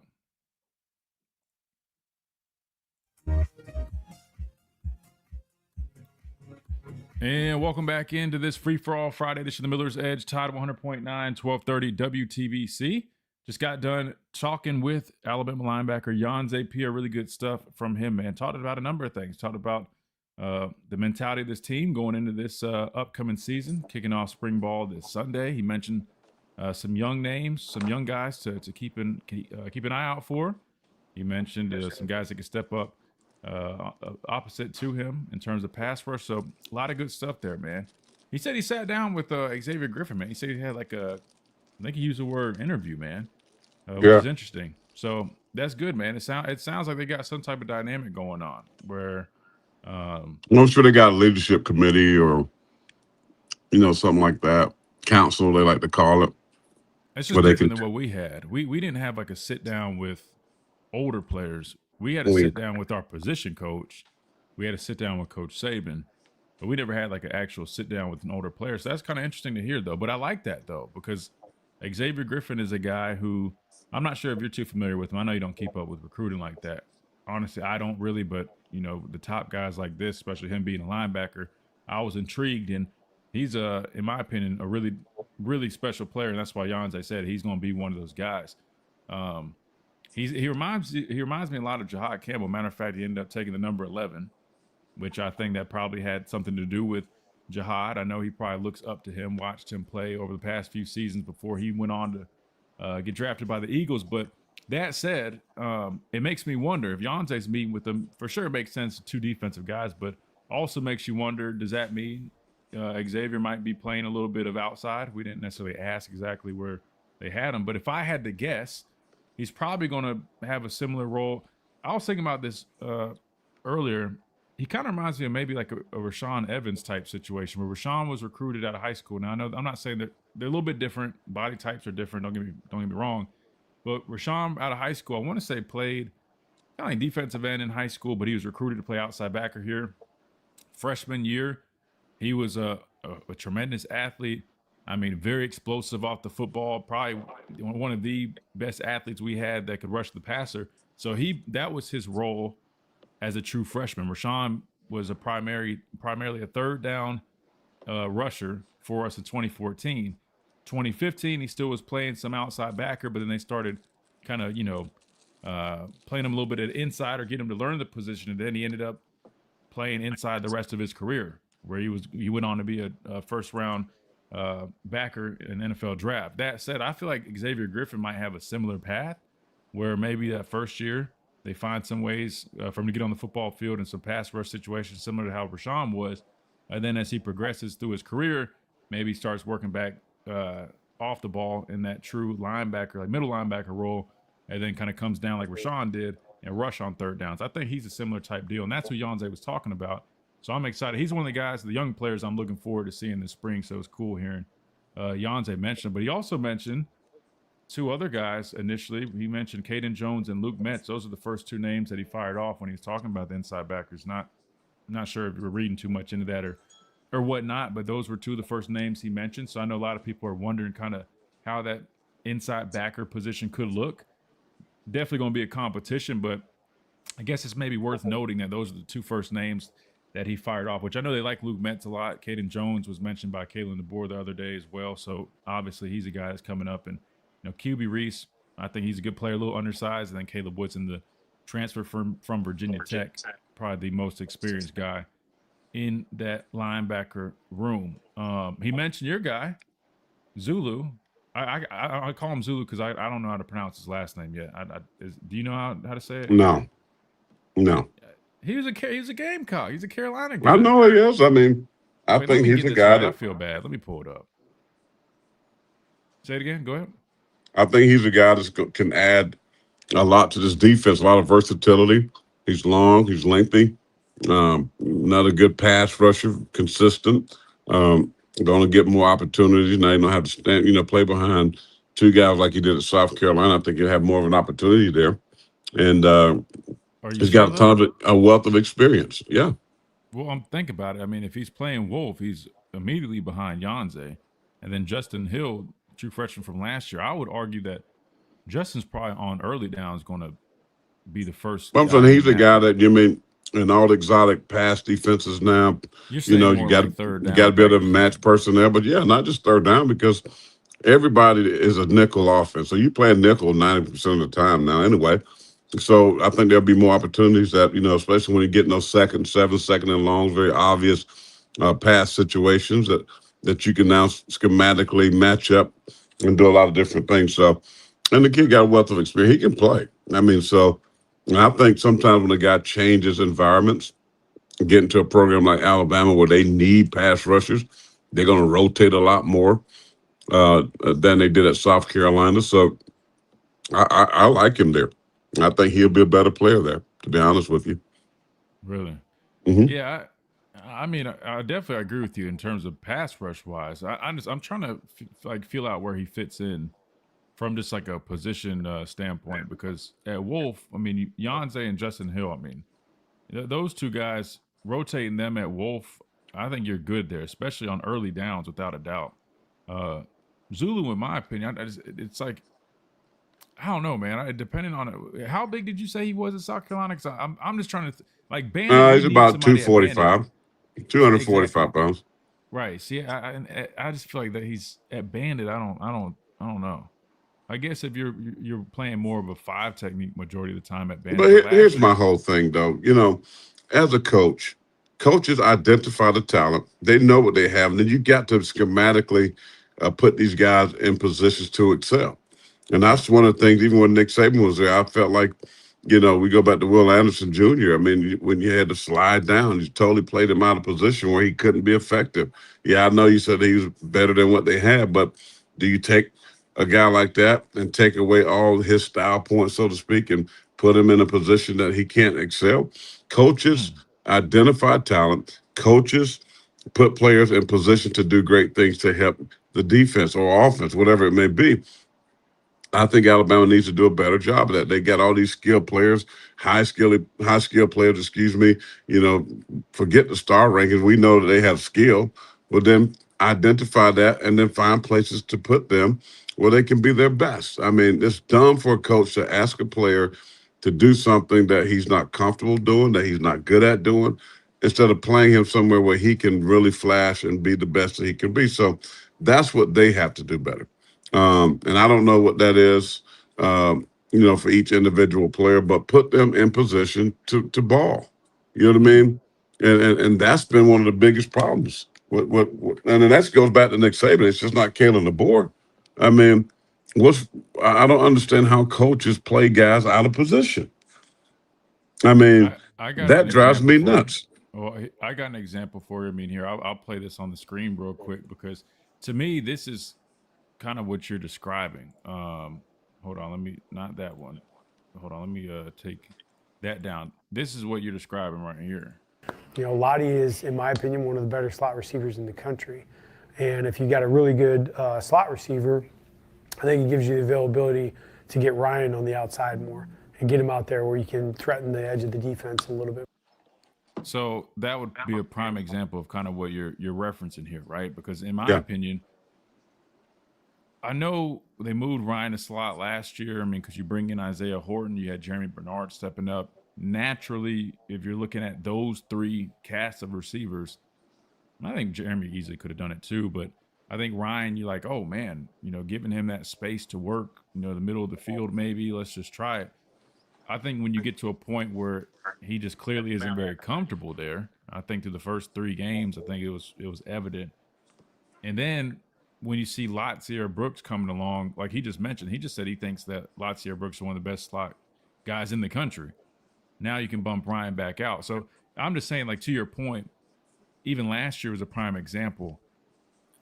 I would have preferably got Ryan back on the outside probably as soon as possible, just knowing how he looked his first year when he was primarily on the outside, to then the first few games seeing how he was performing at the slot. It's something just wasn't really clicking. But I understand the thinking behind that, because no, I do too. You put him in when you got a slot receiver, that means I can motion him, I can move him around, especially when you got defenses, paying so much attention to Ryan Williams, right? So you put him on the outside. Yeah, right. He's not likely to move. He's kind of that's where he is, and he runs his routes. But if you put him at slot, you can motion him. You can run, reverses. You can run pop passes with him. Those types of things. So they probably was trying to find ways to get him more than just on the outside, but get him the ball from the slot position.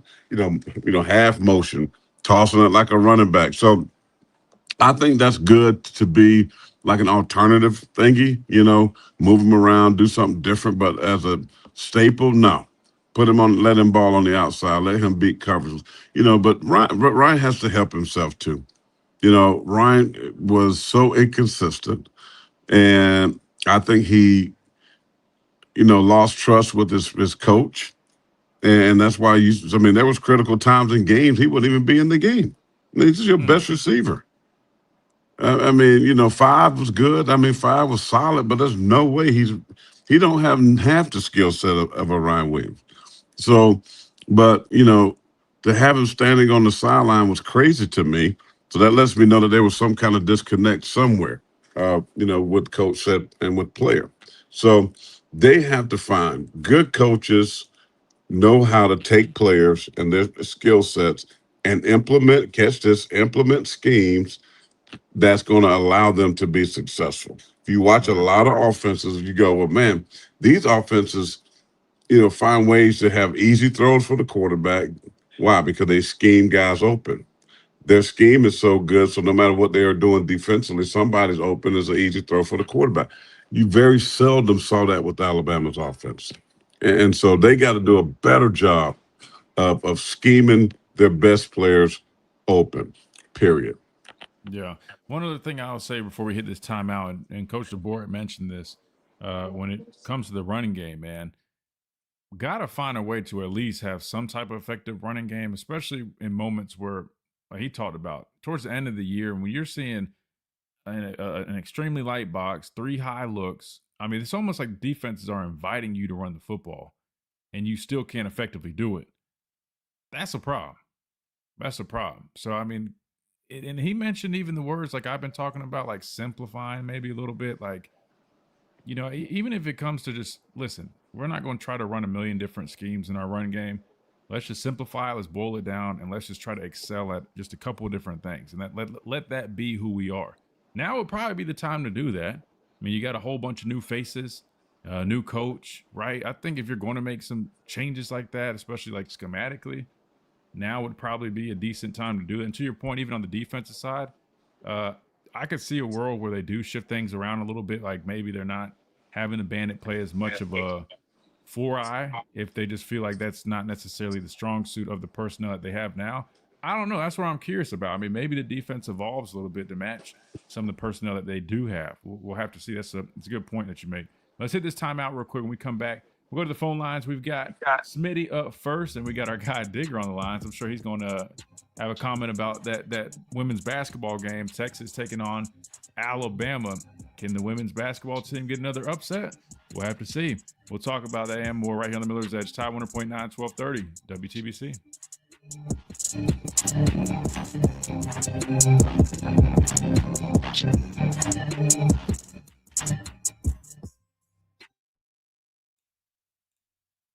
Joey, what's up? Ryan isn't very physical, and I think his mind needs to shift. He could be another Julio. Whoa. Hold on, you lost me at the end there. Hold on, Joey. Hold on. I don't. I know they're from the same area and play the same position, but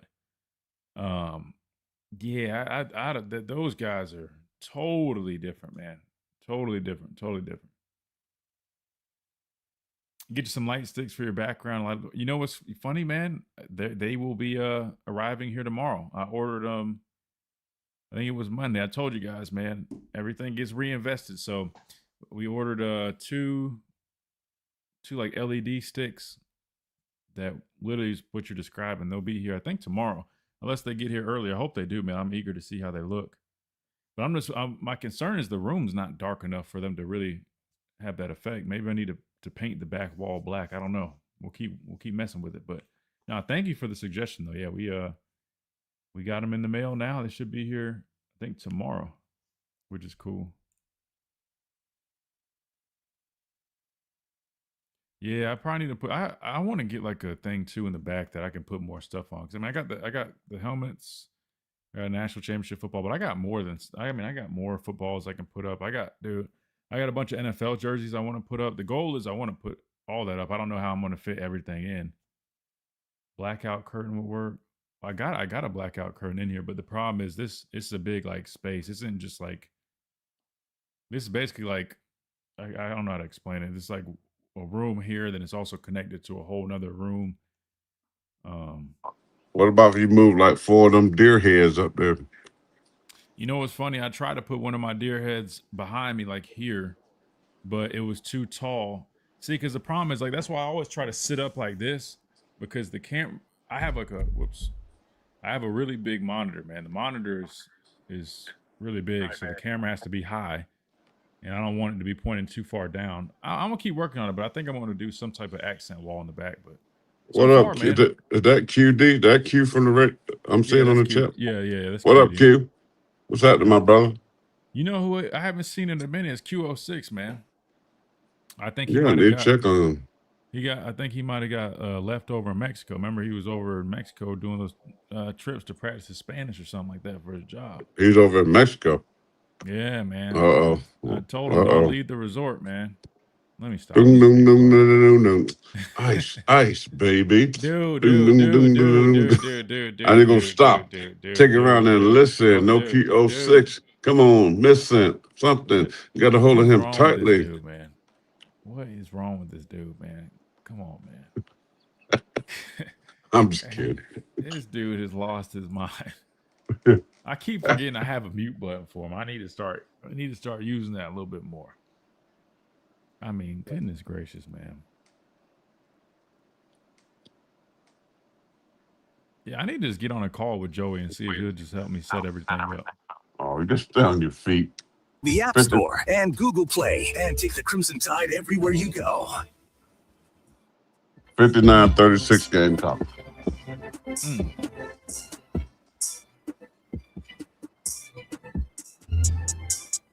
And welcome back into this free-for-all Friday edition of the Miller's Edge, Tide 100.9, 1230 WTBC. We got the Pastor Payne on there. He's dancing. He likes the bumper music. 59. No. I like that we're winning 59-36. Oh, correct me. Yeah, correction. I'm sorry.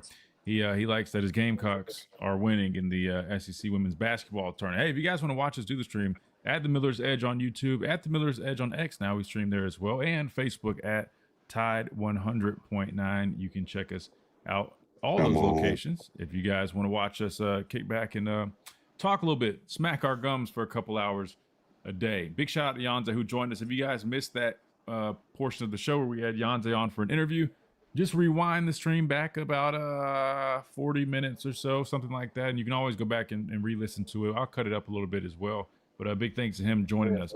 Let's go to the phone lines. Let's talk to some of you guys now. 205-342-9904. We got Smitty up first. Smitty, welcome in. What's going on, gentlemen? Hope you guys are doing well. Doing great, Smitty. Man. Can't complain, brother. Hey, all right. First things first, Christian. I'm going to SmackDown next week, and let's go. My old lady was like, "Oh, would the Chief be there?" I said, "I thought you didn't watch wrestling." Talking about asking if the Tribal Chief going to be there. Hey man, Roman will do that, man. Roman, John Cena. Yeah. I remember John Cena was the same way, man. My mom had no clue about wrestling, but she knew John Cena. I'd be like, hold on now, love John Cena, man. Yeah, but because he's an actor, that's why. Maybe. You guys talked about Ryan Williams yesterday. Here's the thing I say, and he's been inconsistent for a year and a half. And I don't think he was one of our best receivers last year. Our most talented, but production-wise, he wasn't. And I know people say get the ball in his hands. They try to compare it to Malachi Tony. But Malachi Tony put his head down. Ryan I think he has to embrace physicality as well. You got to want to be touched. Because part of being in the slot is that you can't be scared of getting touched. Like Michael Irvin said, I'm going over that middle. I'm going back to the projects. He said that. Because if you go to the NFL, and y'all notice as defenders, y'all know the offensive guys who didn't want to be touched. You guys know who those guys were. Oh, and, sure. Yeah. And I think with him, I don't want him to end up like Odell Beckham, where all we knew was the one play. And I believe Ryan is very talented, but he has to be not just a great talent, but a great player. And I think, and y'all know the difference, because y'all played with guys who were great talents, but never was a great player. I think he has it in him. I believe he has it in him. But now he's going to be back on the outside where he likes being at. And I just think that, guys, you got it now, back where you're comfortable. I hope he does what I believe he'll do well, but ain't no more excuses. Because I look at stuff at the bottom line, because I'm not calling him out his name. I'm not saying he's terrible. His new name. But, yeah. His new name is Coleman Williams. Y'all read that. Yeah.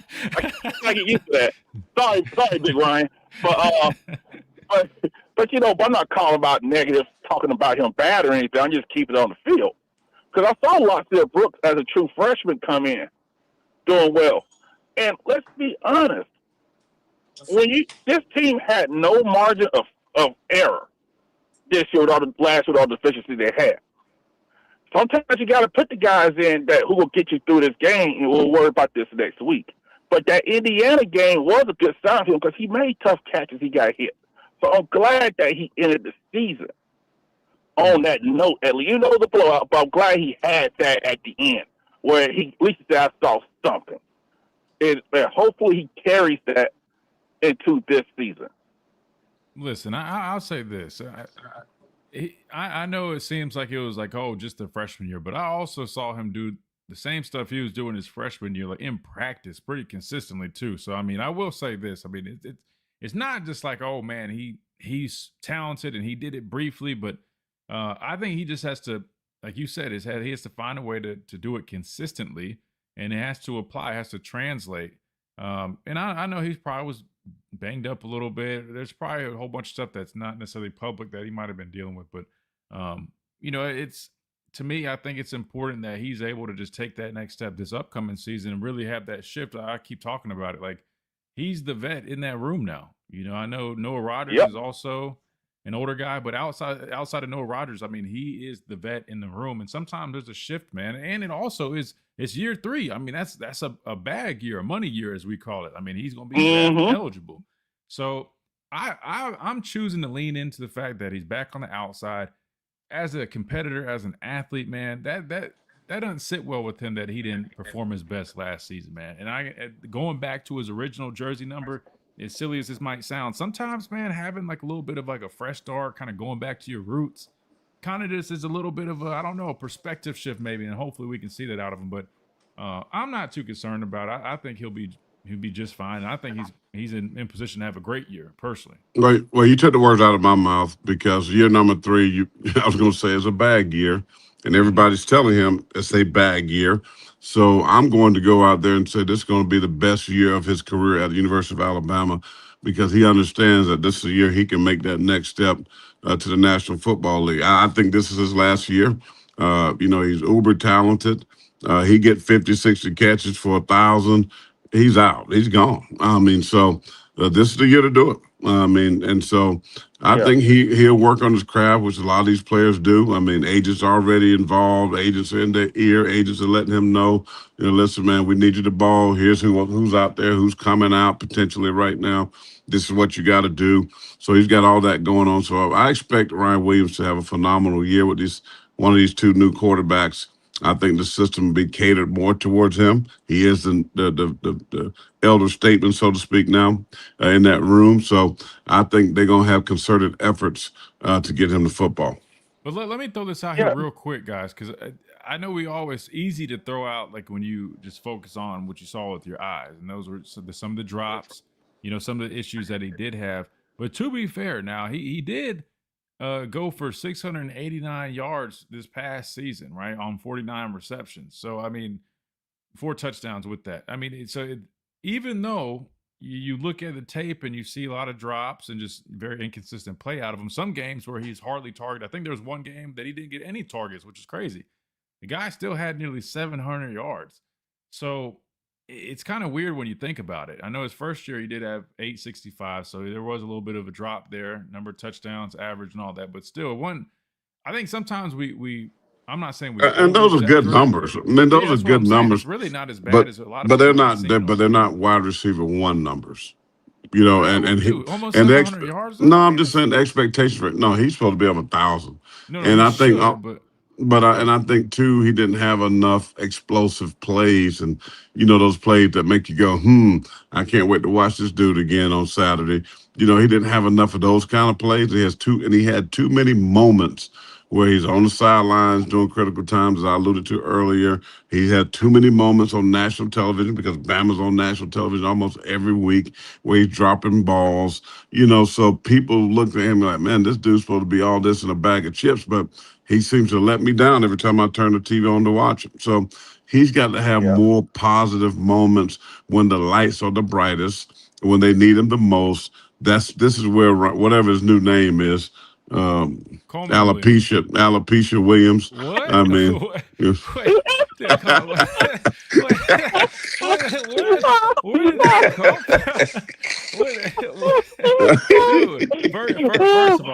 First of all, that's not funny.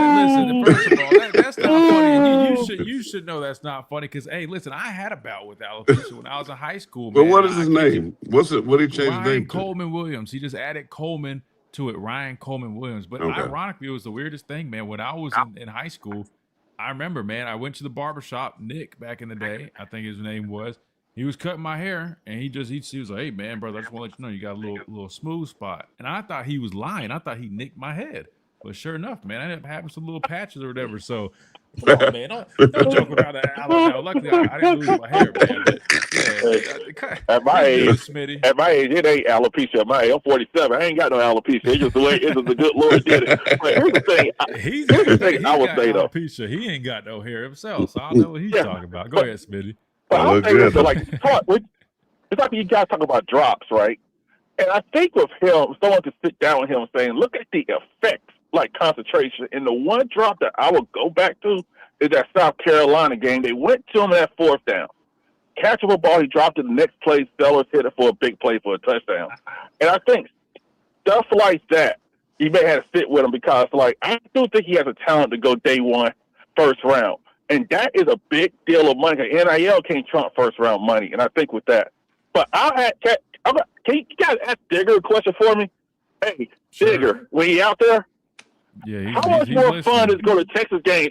How much more fun is going to Texas game with Georgia, Florida, and later on Alabama come to town compared to Iowa State, TCU, and Kansas State? You guys have a good weekend. Yes, sir. We appreciate it, Smith. Oh man, y'all are. Where that was terrible. What? Alopecia? I don't know. I mean, whatever came in my brain. I don't know the dude.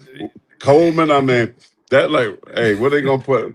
R.C. Williams on this jersey or Coleman? I mean, well, I would say Coleman Williams is a little bit longer, but I'm saying, I told you, Geno Matias Smith, he added, I think his mother's maiden name, I think it was. But anyway, Matias, he added to it. Let me give the chat and the listeners on radio on Tide 100.9 just some advice about name change.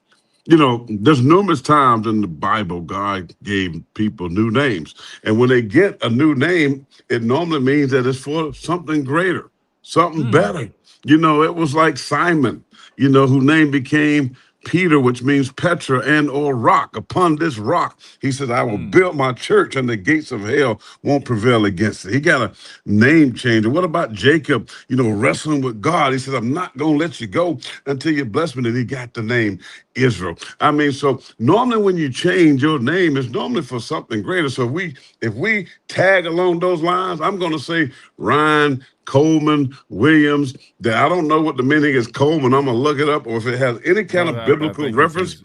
Maybe that means that his name Coleman means not dropsies, because Ryan Williams last year, I will add dropsies to his name. The Ryan last year I was named inconsistent to his name. So I'm hoping that we can give him a new name that means catch everything. That means I snag it out the air. That means I dance in the end. So I'm going to find something good for Ryan Coleman Williams and that fits his game, because his name last year, I see why he changed it. Because the name last year wasn't, I mean, it was too many negative connotations that went towards that. I think it's way too much Just saying. into it, man. Listen, I think guys So you change your name. I mean, honor somebody in his family. That's very normal, man. Very common, man. A lot of people do it. Like I said, Terrell changed it. He didn't add it. He changed it. He went from Terrell Hall to Terrell Lewis. I'm trying to think if he played better. Think about Terrell Lewis sounds better than Terrell Hall. I think they both sound fine. I'm trying to think, though. Did he play better after the name change? I think Geno had a good year after the name change. I don't know. He had no good one last year. Who? Geno Smith. No, Geno Matias. No, not that. Not the quarterback. I'm talking about my college teammate. No, not that Geno. No, other Geno. Is Coleman his mother's last name? That's what the chat said.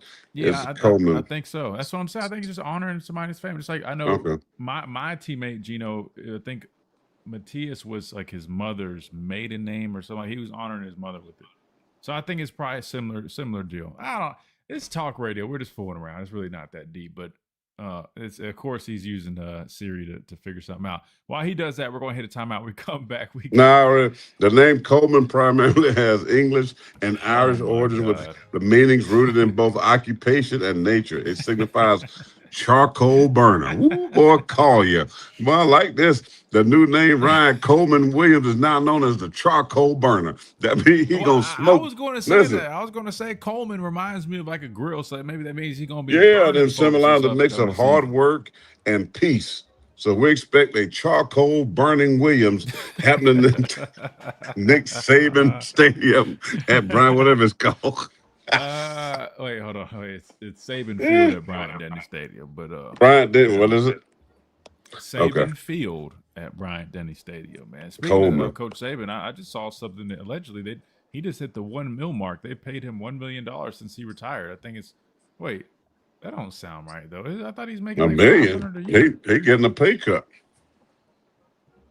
Well, brother, he don't actively coach. They can Who's paying him $1 million? They can pay me $500,000. Alabama should pay him a lot. Do you know what Nick Saban did for that? And to just call over to coach the boy every now and then. Do you know what Nick Saban did for Alabama? You know how much money Nick Saban brought to the city of Tuscaloosa? I mean, listen, when you can go charge $450 for a Red Roof Inn hotel right off McFarland Boulevard, that's called a Nick Saban fan. I'm talking about where every drug infested, meth, weed, cocaine happened. Them hotels charging $450 for a game. Come on, man. That's called a Nick Saban. You got to lay your head down somewhere. I mean, look, I'm not complaining. I stayed at one of them things, bro. I couldn't even sleep on the bed. I was like, man, I got to go buy a comforter, the Paleo, and I'm going to dump some. Why don't you just sleep in that big old Suburban? At that point, I don't do it no more. I stay at your house, but I'm just saying before. But when you was in college, just sleep in the I would stay at shout out to R&R and Reagan, because upstairs at the mansion, I stayed there a lot of nights. Well, I can have my recliner, 200-inch TV, and then go upstairs, smoke cigars, and go. Man, I was living. Well, back in the day, they would say, I was probably getting some impermissible or whatever they call benefits probably. Yeah. They probably would have said that back then, but I would say that was my little NIL deal through R&R Cigars, because I could stay upstairs with Reagan at his house. Reagan be cooking steaks and barbecue and wings, and I'm smoking nice cigars. Shout out. That's why I'm a Bama fan. Roll Tide Road. Oh, God. Let's hit this timeout. Speaking of wings, I'll show y'all some wings I made the other day with some loaded tots. Hold on. I'll do that during the break. Right here. Loaded what? Tide 100.9, 1230. WTBC. You lost your black card.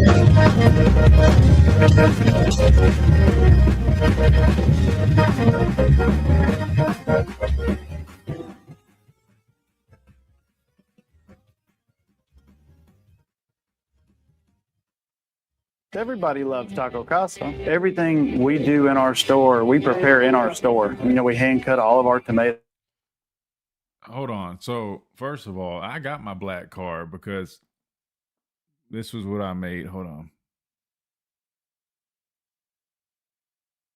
You're on mute.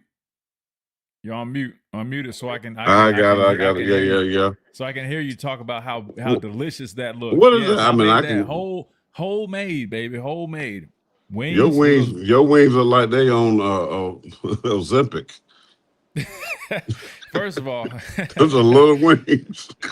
Wait, hold on. First of all, those are Ozempic wings.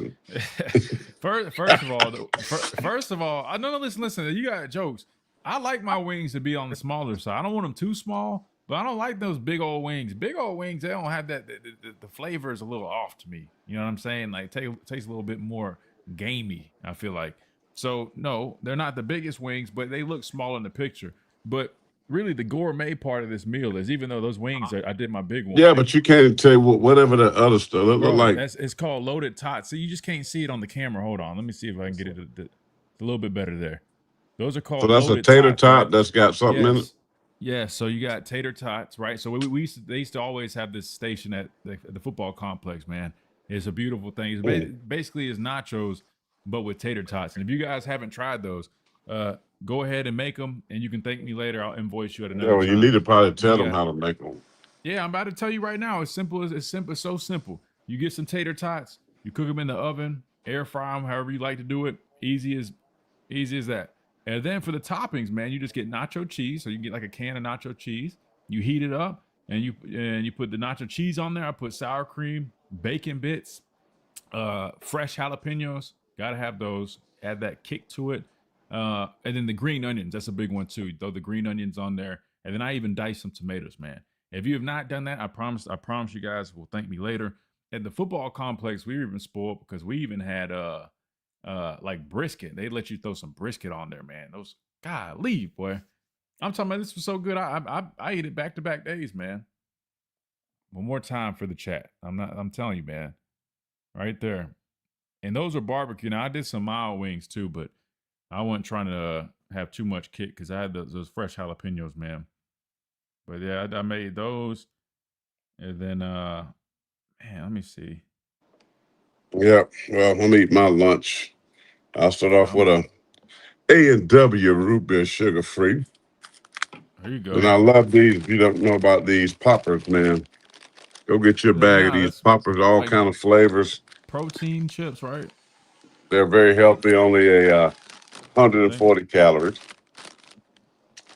But then every man needs him some nutter butter. Nutter butter. Oh man, I used to crush those in school, man. I used to crush 2 chips and a nutter butter and a drink. You can only get this at my good friends here in Irmo, South Carolina. Smoke break. Smitty, I hadn't got wings recently. Oh, smoke cigars and eat snacks. That's what I do. Hey, Smitty, I listen. Ever since I started making my own wings, man, I just order different sauces, man. And I just and you probably put them wings in the air fryer though, which is a man card violation. First of all, ain't no man card violation. What I did was I air fryer them in the oven. I baked them in the oven. I ain't gonna lie to you. What I do is I bake them in the oven to cook them, and then I put them in on broil. That way they get some little crisp to them. Now you're right. I could take it a step further. I could bake them in the oven, then throw them. Why didn't you use that nice smoker you got? Too much of a process, man. I mean, I got a nice oven that has a whole bunch of. I mean, I can air fry, I can broil. I can do a whole bunch of stuff in that oven. So I just keeping it simple. And I'm with the chat. He said He said he loves Publix fixed chicken wings. Oh no, fried. Yes, Publix hands down. I think they might have the best fried chicken wings. I ain't gonna lie to you. I do too. Damn, that I need to get that for lunch maybe. I used to get those. It's a good deal too. Like $10, you get what? Probably 10 6 wings. Nah, it ain't 10. No, it ain't 10. That thing's like 6 to 8 wings. I get mashed potatoes and green beans. I think is my size. But yeah, Publix, man, you ain't lying on that. Publix, they definitely do their thing. All right, let's see what Digger's got to say. And welcome back into this free-for-all Friday edition of the Miller's Edge. Tide 100.9, 1230 WTBC. We're having fun, man. We're cutting up here on a free-for-all Friday. Had a fun interview with Yhonzae earlier. Make sure you guys go check that out. If you haven't heard it yet, just rewind it a little bit on the streams. If not, just go listen to the show, the replay later on. All right, let's keep on rolling. 205-342-9904. We got Digger up next, man. Digger, we got some competition, brother. We're matched up. Women's basketball. Talk to me. Yeah, if we're not resting players, watch out. So, but we've had a double bye, so we'll see. Yeah, getting ready. And by the way, there's a problem with this tournament. Why is it in Greenville again? It's in Greenville every year. Oh, are you saying because South Carolina women's basketball, are you saying they have an advantage? Yeah, it's a massive advantage. You'll have 10,000 gaming cocks.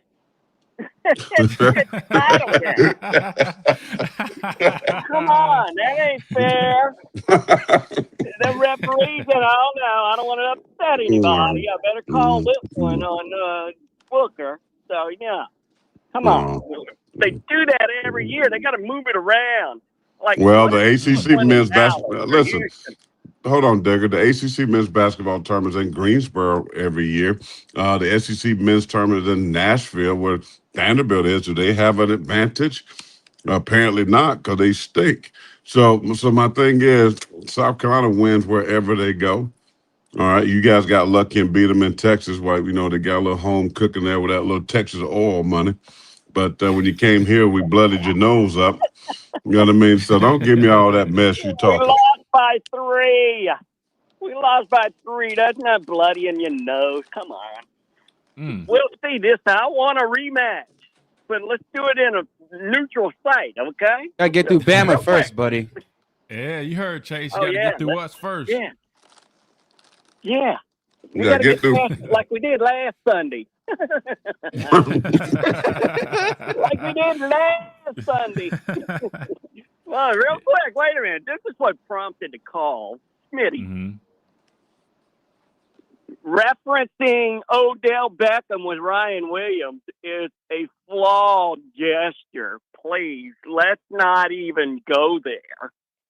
There is no way Ryan Williams is anywhere in the same arena with Odell Beckham. Now, granted, I know he's a knucklehead. Okay. I give you that. But how? Where is this guy? I don't see Ryan Williams catching a football with 3 fingers in the end zone against Dallas. Okay? This dude can catch kickoffs with one hand. Come on. Odell Beckham was the real deal. Ryan Williams is. Come on.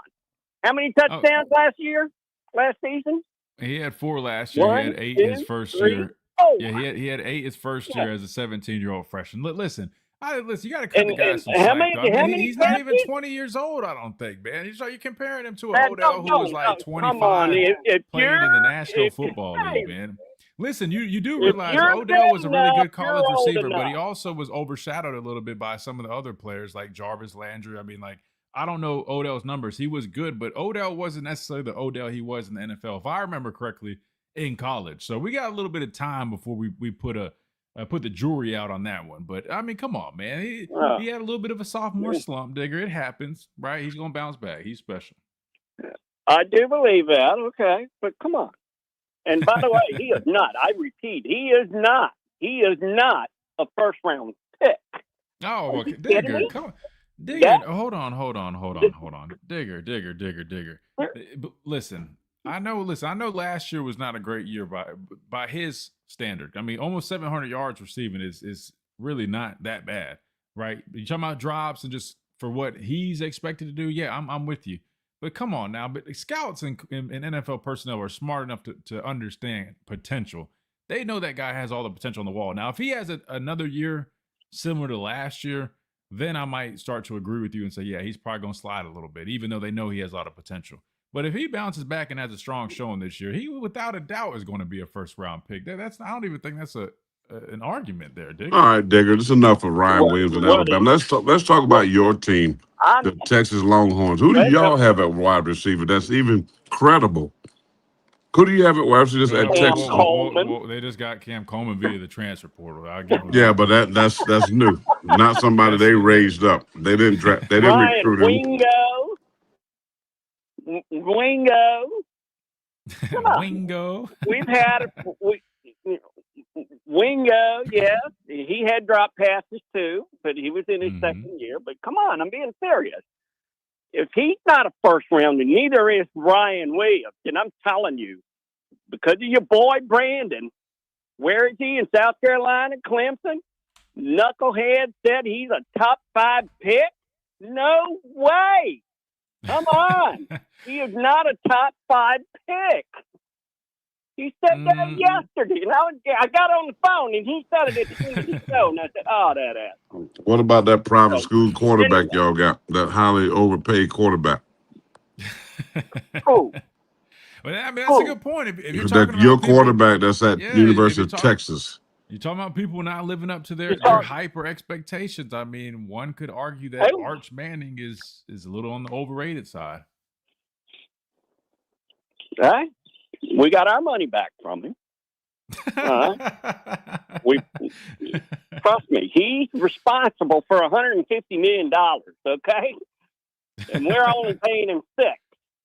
So we got our money back. Only paying him $6 million. I mean, the revenue share cap's supposed to be 20, or maybe this year 21. So yeah, we're only paying him $6 million.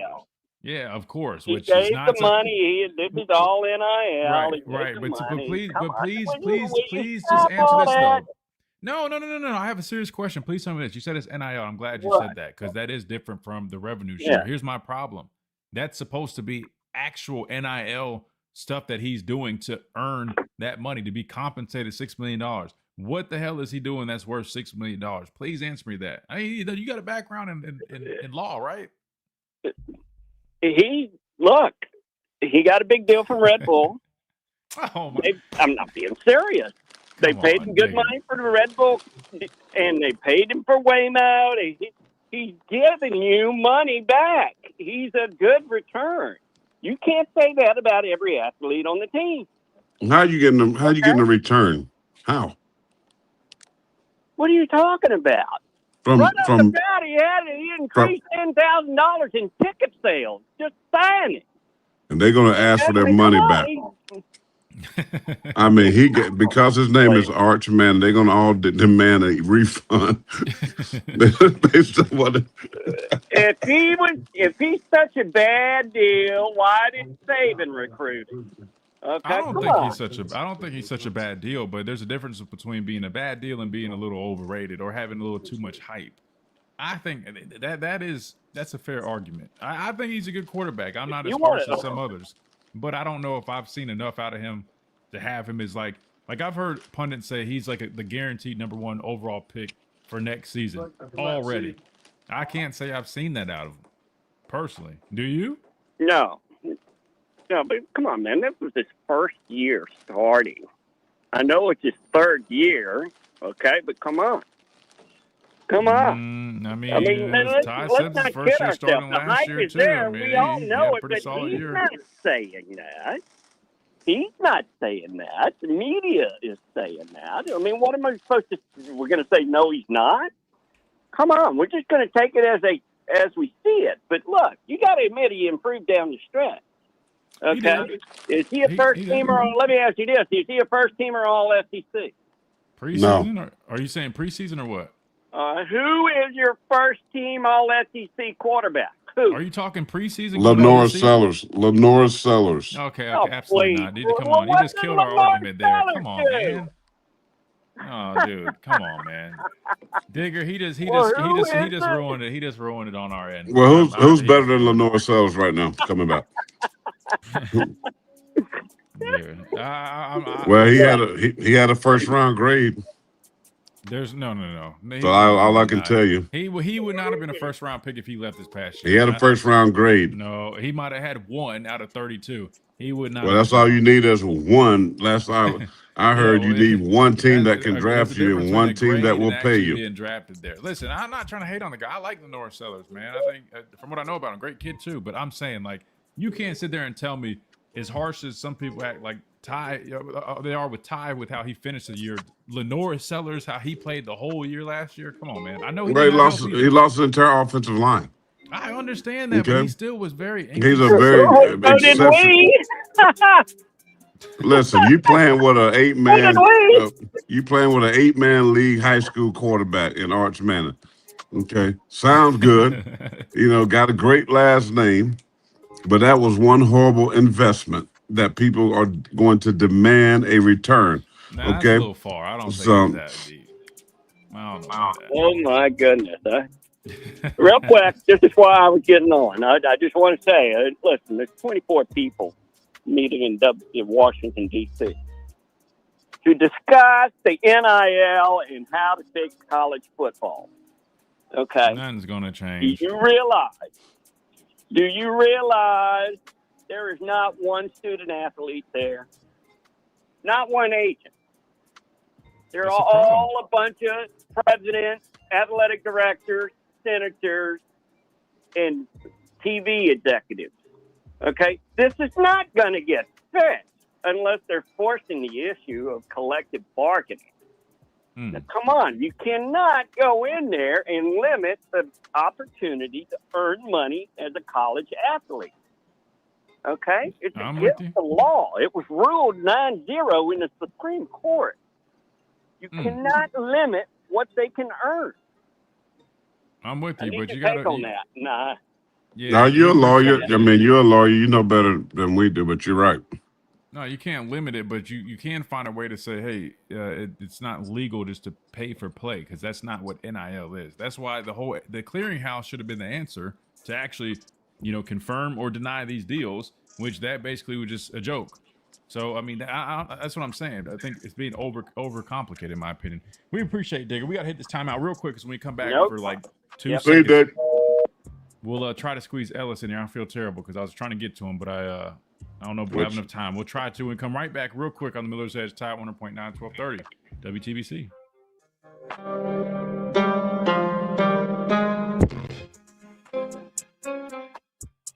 The Tuscaloosa Thread News Update is brought to you. Yeah, you missed the interview, but you didn't really miss anything. You missed it live. You just rewind it. Probably it was around 11:30 that we got Yhonzae on. So rewind it about an hour and 20 minutes or so, and then you can hear the interview. For anybody that tuned in a little bit later and missed that part, no big deal. Just rewind it, and you can hear the whole interview.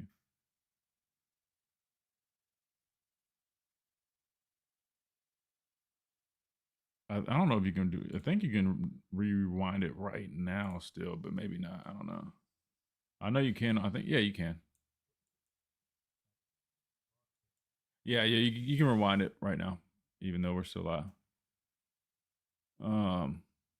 Good deal, man. Pulled pork tots. See, I know I'm not the only person that knows about loaded tots, man. JJ knows what I'm talking about. Telling you, man, they'll change your life. If you hadn't tried them, they'll change your life. We might have like a minute to get Ellis on. I feel bad. Hopefully we can squeeze him in real quick.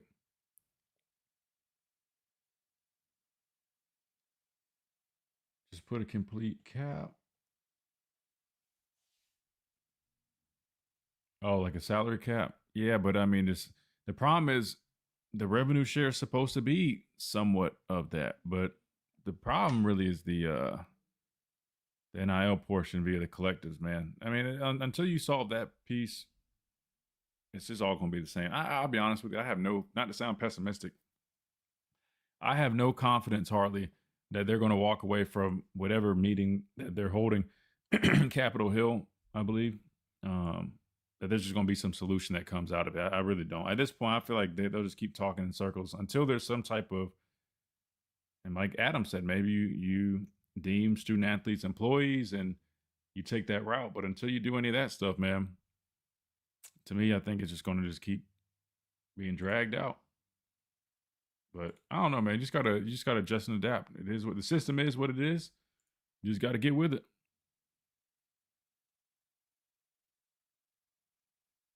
Should have had the NCAA there also. Maybe. I mean, I think the biggest thing is, I mean, probably should have had some student athletes, but they've welcomed student athletes before, didn't they? Have like the Cavender twins and maybe a couple other NIL earning student athletes attend a hearing and kind of give their account of their experience, something like that. I mean, I think it's just so overcomplicated, man. Like when it's on the state level right now, where you have states like Mississippi able to pass laws where they don't tax NIL earnings, I mean, that's just going to further cause issues, and it's a disadvantage for a lot of other states because I mean, you do the math. Say it's a big earner, like it's talking about $1 million. If someone in one state is subject to pay 30% on that, that's a $300,000 difference versus if they go to Ole Miss, Mississippi State, same offer, but you're saving $300,000 in taxes. I mean, that's a problem. And welcome back in real briefly to this Free For All Friday edition of the Miller's Edge. We pretty much got to say hello and goodbye. And I hate it because I know Ellis was on hold, but Ellis, unfortunately, we got to wrap things up. But you're always welcome to hang on the line. I know why I would like to take you. Is Ellis on there real quick? Bad. There he is. Ellis, yeah, I apologize, man. We had like 30 seconds. No, don't worry about it. Don't worry about it. But if he's a lawyer, I'm a millionaire. Okay.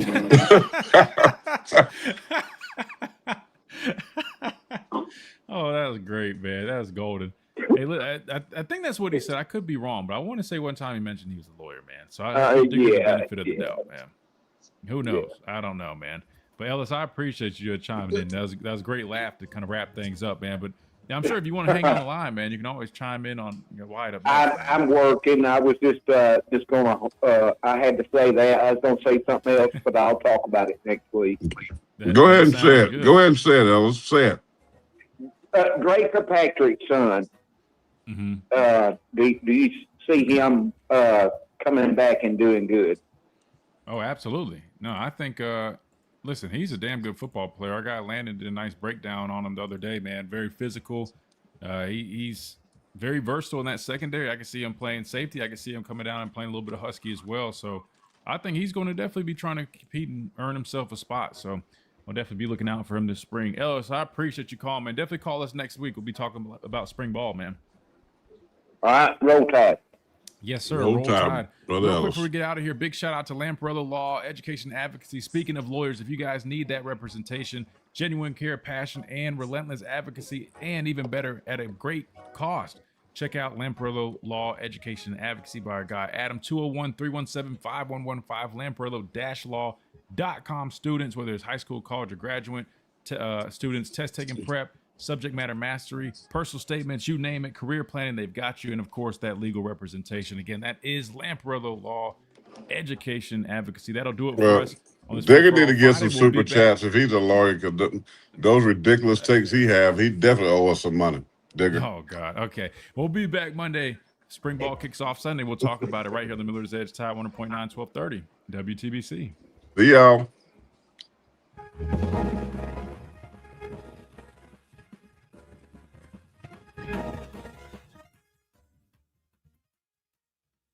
You've been listening to the Miller's Edge, tackling sports daily. Appreciate it, Chase. Hey, Chase.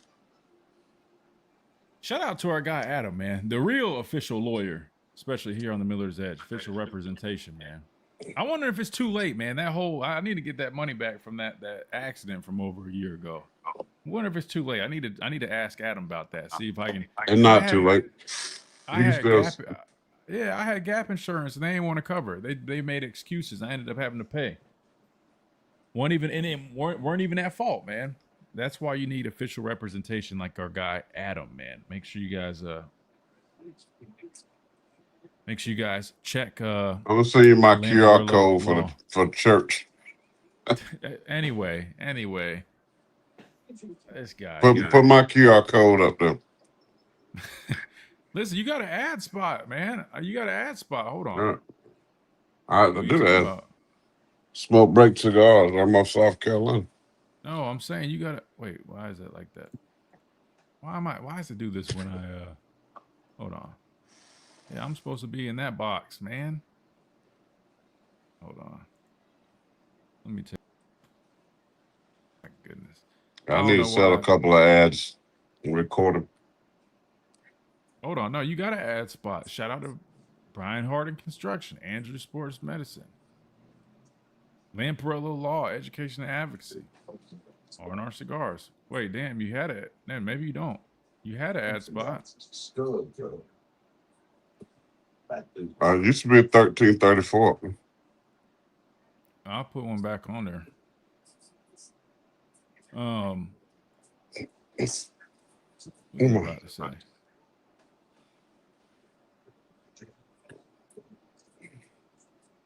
I'm drawing a blank. What time do our women's basketball team? They play tonight. This evening?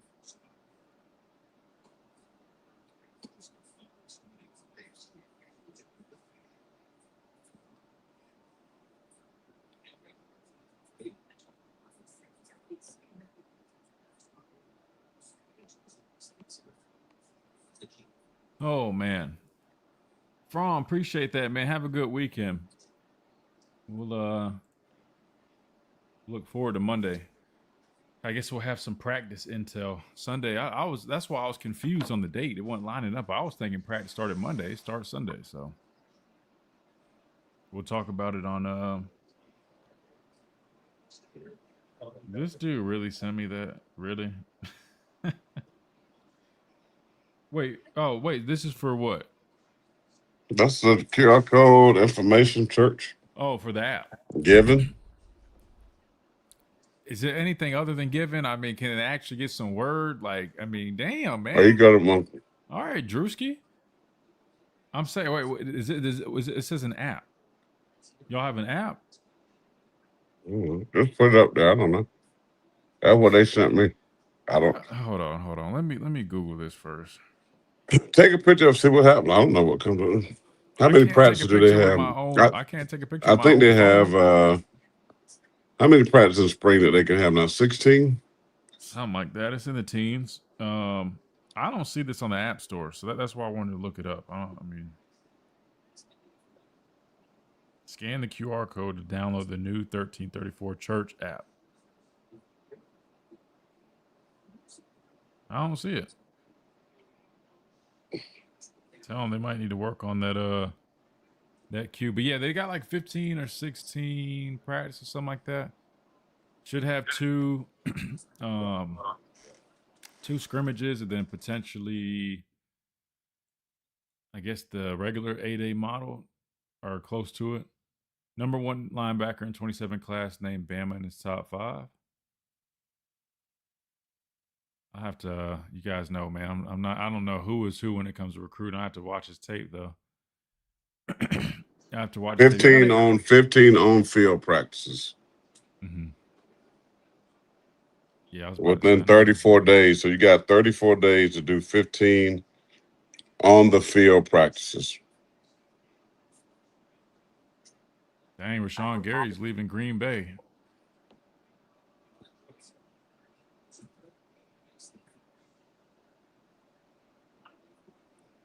We got 155 people in the chat. Y'all got any questions before I get off here? Caden Henderson, if you want to check them out. I mean, it's a free-for-all Friday. I'm not doing I'm going to go to Publix and get me some chicken wings. That sounds so good. I'm not going to lie to you. That sounds damn good, man.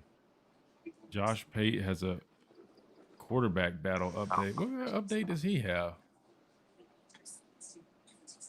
Oh, by the way, excuse me, our guy Stephen M. Smith, he's back covering Alabama football, man. Huh? Stephen M., man, your guy. Remember he used to call in the show every week. Oh, Stephen M. I'm thinking about. I'm sorry, Deacon Smith. Yeah, They yeah, talking about loudmouth Stephen. Stephen Smith. No. This Stephen M. What beat is he on? What is he on now? I think he's back on the same one he was on before, but I think when he was like covering like Arizona State or something. But Arizona see, State. they're just I don't know where it came from, but yeah, look, I'm back doing video content. Touchdown, Alabama, but I'm doing opinionated pieces, so it might be a little bit different. We gotta get back on the show, man. Problem is, anytime we have Well, I tell you, Corey, I when I was out at practice the other day, I'm telling you, man. Hey, he's a good dude, man. He's a good dude. Yeah. T and then need to leave him alone, man. They won't let him live off that Paul Tyson. He had some type of take on Paul Tyson. Then he said he was like Phil Rivers mixed with Tom Brady mixed with Peyton Manning. That is a little crazy, but It could have been if they let him play. Paul Tyson? Then he go to Clemson and never played. I think he was like a GA there. Let's see what is this about? He's talking about quarterback battle update. Hold on. In Slocum, Alabama, Bradley knows it well. What are you thinking on the quarterback battle at Alabama? Well, I think it's a legit quarterback battle. It feels very old school. It feels like years gone by. It used to be that we were like a dozen programs every year where you had legit who's going to take the starting job spring quarterback battles. It doesn't feel that way anymore. Most of the time, you've got one QB1 candidate. And are you taking a picture of them winning the game? My two friends on TV on courtside. So. Oh, I was about to say, come on, bro. Y'all won the game. Like y'all about. We won easy. No, I was about to say. Everyone who knows they're not going to win the job has already transferred out. And at Alabama, that's just not the case. They got probably two of them they can win with. They've got two of them that would be in ultra high demand if they ever were to have hit the portal, but neither one of them did. I think that surprised a lot of people. I don't know how surprised Alabama was about it, but I think a lot of people nationally were surprised, especially if you were watching the Rose Bowl. In the process of them getting splattered all over Pasadena by Indiana, you notice when Ty Simpson went down, Austin Mack came in, made some impressive throws, showed off enough to where I'm watching it and I'm thinking, this is his portal audition.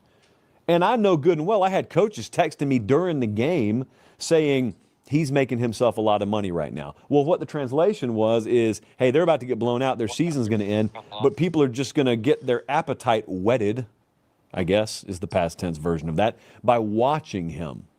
He is a monster, by the way. He is 6'6", 235. So Austin Mack was their backup last year.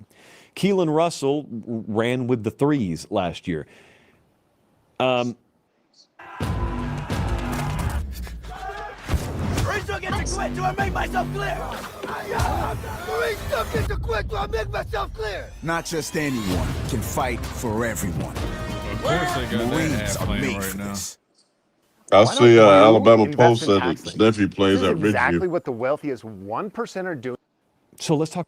Wait, Dwight, you said that? Hold on, what did you say? Alabama poll in chat says my nephew played football, baseball, and basketball for Ridgeview High School here in Columbia, South Carolina. Oh man, shout out to Ridgeview. Even though Ridgeview they had a great basketball team. I think the state championship was this week or was it last week? Oh, this year they did? They were good. I need to see how far they went, but they had a really good. Yeah, their athletic program's been a lot better recently. Matter of fact, their football team I think has been doing better. I think they had like some former player as a coach, but I remember they brought some kids down here for a camp that I was working. I was giving them a hard time, but yeah, that's cool, man. Yeah, it's back in. I had a house right around the corner from Ridgeview growing up when I was in middle school. I think it was. Talk about this year. Not all quarterback battles are as they appear. A lot of them are cosmetic, and I think we all understand why. This is not that. This is a legitimate quarterback. I guess he's back in good terms now after his Trump interview, man. They had What did he do? He had interviewed he had just interviewed Trump, I guess. There's like Georgia or something like that. I don't know. But anyway, boy, people are on his neck. Boy, I guess he's back good though. He had turned his comments off for a minute, but I think he's back. They should have known better than that. Well, I don't think it was so much. I think it was more so because he had said like his show was like nothing political ever being talked about, something like that. I wonder why I hadn't heard from him in a long time. Been kind of quiet. Well, yeah, it was that kind of went down. I think it was a little bit, but I'll be honest. The only weird thing to me was, you know, he's a friend of us on the show, man. He comes on the show every now and then, but he had mentioned, he was like, man, it's not political at all, and it wasn't necessarily political, but it really wasn't about football either. So I was kind of like, I can see why people were kind of. I had to go back and listen to it. When I tell you, really, at the end of the day, it really wasn't anything crazy at all. Like he was saying, it wasn't, but it was like, oh, you know, you tend to make good decisions. Like, you know, what's your hiring? Oh, well, see, when you say that, well, he just said it all right there. No, like you tend to make good decisions, which means that he was talking about like hiring process or something, like coming up with a cat. It's something like you could tell he was just kind of just trying to ask kind of some generic questions. And I'll be honest with you, I don't even think it was so much Josh's fault. I think it was more so Trump don't know shit about football. I mean, like Gunnar Stockton was sitting over there. He just kept referencing Georgia and Gunnar Stockton. You can just tell. Then like the kickoff drill, like he was talking. Oh, I hate the new kickoff drill. It's the worst thing that's ever done. I need to change it. Like it was kind of this is random, but anyway. I mean, but here's I mean, you don't have to agree with the president, which I totally do not on most stuff, but. If he offers to come on your college football show, but if people are going to look at their clicks, you know, they're going to have to weigh. I normally get some negative hits here, but if it's going to help or hurt whatever I'm doing, I mean, you have to decide that. Yeah, no, for sure. Well, if you work for somebody and they told you to interview him. Well, no, he's independent with this stuff, man. I know. I'm just saying, if you had to do it, then you just do your job. I mean. You don't have to say I'm on this side or that side. You can ask questions that just asking football questions, or what's it like being at the SEC championship game, or I think that was one of the questions. Like he was talking about, like the setup just to go watch. That's what I'm saying. Yeah, used to own the Generals. I think New Jersey Generals. I believe when Herschel Walker was playing, we're in Georgia. I know you're good friends with Herschel Walker. I mean, what was that like? You just keep it football, but you don't have to say. Oh, you make great decisions and this, that, and the third. No. People are already mad before they even heard the interview. Just because you know how the political climate is. I mean, if somebody doesn't like somebody, plus I hate this. I ain't trying to dive too deep in this, but all the recent stuff too that's been coming out. That I think that was a big thing that, you know. Anyway, but at the end of the day, like I said, I mean, if the president, whoever the sitting president is, offers to come on somebody's show, I mean, like I have a hard time believing many people would sit there and say no to that. It's no different. Like when we went to the White House after we won the national championship, granted, it was a little bit different back then. You know, I had posted a collage of pictures from our visit to the White House. And again, I went when Barack Obama was president, took as many pictures as I could. Now, granted, with Barack, we didn't really get the same level of interaction. You know, Barack was a little bit more like, felt more political, meaning like, you know, he like was waiting at the door when we walked through, like to go on the stage, and he just had his fist out. He just basically fist bumped all of us. With Trump, like after he got done with the speech, his ass was just like hanging around like in the crowd, and like Secret Service kind of like freaking out because he was like all in the middle of us, and everybody's like trying to take selfies and stuff, and he just like talking. J.K. Scott prayed for him. There's like a picture of like me, J.K. Scott, several other guys kind of huddled around him. But anyway, I posted the collage of the trip, and it included a selfie with him, whatever. I remember I had people, you know, coming on my Instagram like, "Oh, you're a clown, you're this and that." I'm like, listen, man, I went to visit the White House. He was nice to take a picture with us after we got done praying or whatever. Man, like, I mean, differences aside, brother, I love history. I think it's cool. So honestly, that was one of the coolest experiences I've ever had, is going to visit the White House. Both times, man. I got to see like the red room, green room, all that stuff.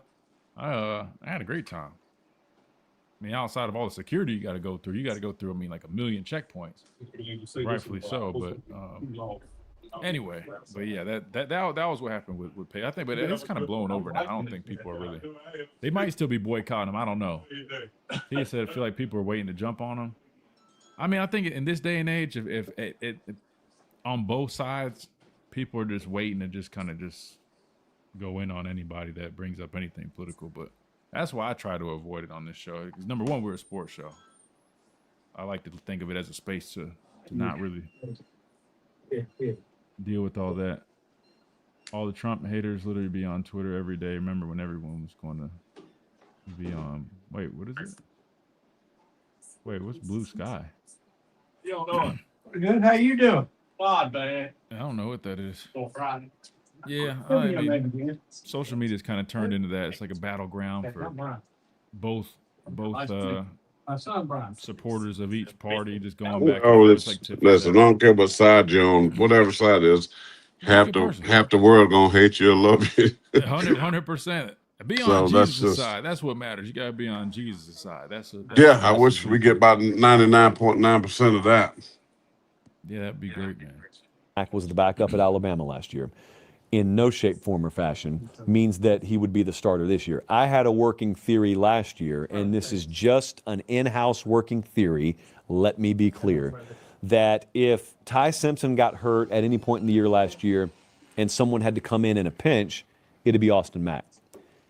My theory was if it were week 7 and Ty Simpson were to miss extended time, I thought Keelan Russell would have been the guy.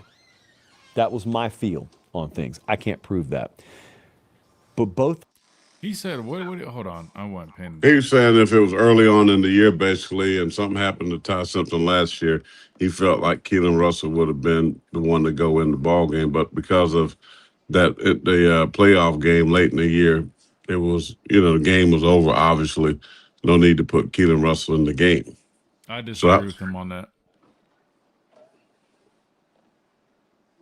I disagree with him on that, honestly. Keelan wasn't ready early on. He didn't have more so on the fact that he like the system. You know what I mean? He's young. He wasn't ready yet. Now, if you're saying, if anything, I would have thought it would have been the opposite. By the end of the year, he would have been more likely to go in there. If we're being honest with you, or if we're being honest here.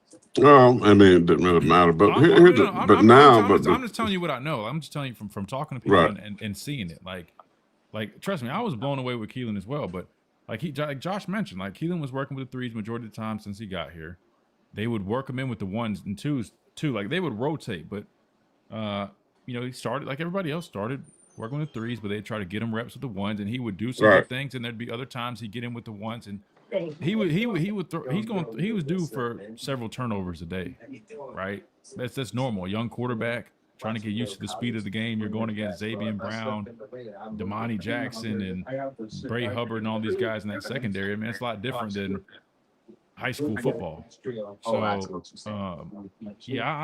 don't think that. I mean, Keelan has all the talent in the world, but last year he was learning the system. But I think, but it plays out nicely now. Like one of those two guys. So every question, every practice, every day, that Kevin the boy is going to get quarterback questions, right? And I think people here in the South think it's going to be Keelan Russell. I mean, he's a highly talented guy. Switched his commitment, came over went to Alabama, and but we'll see. I mean, Austin Mack has been in college 3 years. This is third year. This will be his fourth year. So you're talking about probably a little bit more experienced, but will talent outweigh experience? And that's going to be the question. And will they implement a system that fits who he is? But I'm also shocked because if I was running this team, I would have brought in the transfer portal, I don't know if they did, an older quarterback that would have gotten that mix, that has game experience. Because now you're talking about going to a year with a revamped offensive line. You got a lot of new guys. You don't have any continuity offensively. You got two young quarterbacks that have zero really serious playing experience in Russell and Mack. And then who you got after that? So my thing would be you always have a veteran guy there that has played and throw him in that mix. One, competition makes everybody better. And so now you got basically a two-man competition that you don't even know what to expect from either one of these guys. So I think this is why my thoughts with Alabama this year is a little bit iffy because who knows what they're going to be. So 8-4, 9-3 might be their type of range when you're talking about a revamped offensive line, when you're talking about two inexperienced quarterbacks, right? So you just don't know really what to expect from this football team. They got too many unanswered questions that are critical questions that with the hard schedule, I mean, I think it's hard to say Alabama is going to be a playoff team. I think they're going to take a step back. I really do. Just because of those two factors right there. I think they can be solid, but I don't expect them to be great. I don't think they're a top 3 SEC program next year. Well, I'll say it like this. Valid concerns, but last year a lot of people said the same thing, you included, that Ty Simpson, they don't have a quarterback that's returning with the experience. And then you look what Ty Simpson turned out to be. Ty Simpson turned out to be the best quarterback in the country at one point in the season. At least he appeared to be. Now, but he played some though. Yeah, but I'm saying what you to your Milroe point, was out against South had Florida. that He won a game.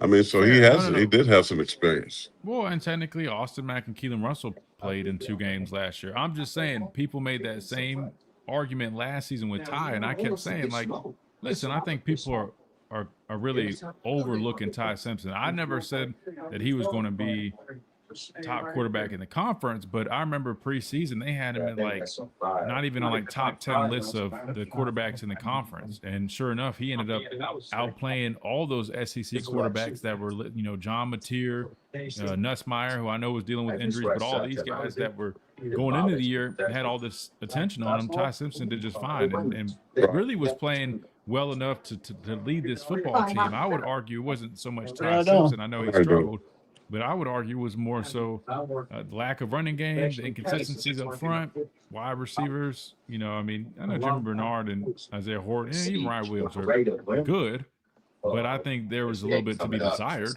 at times. So, and not to mention the injuries.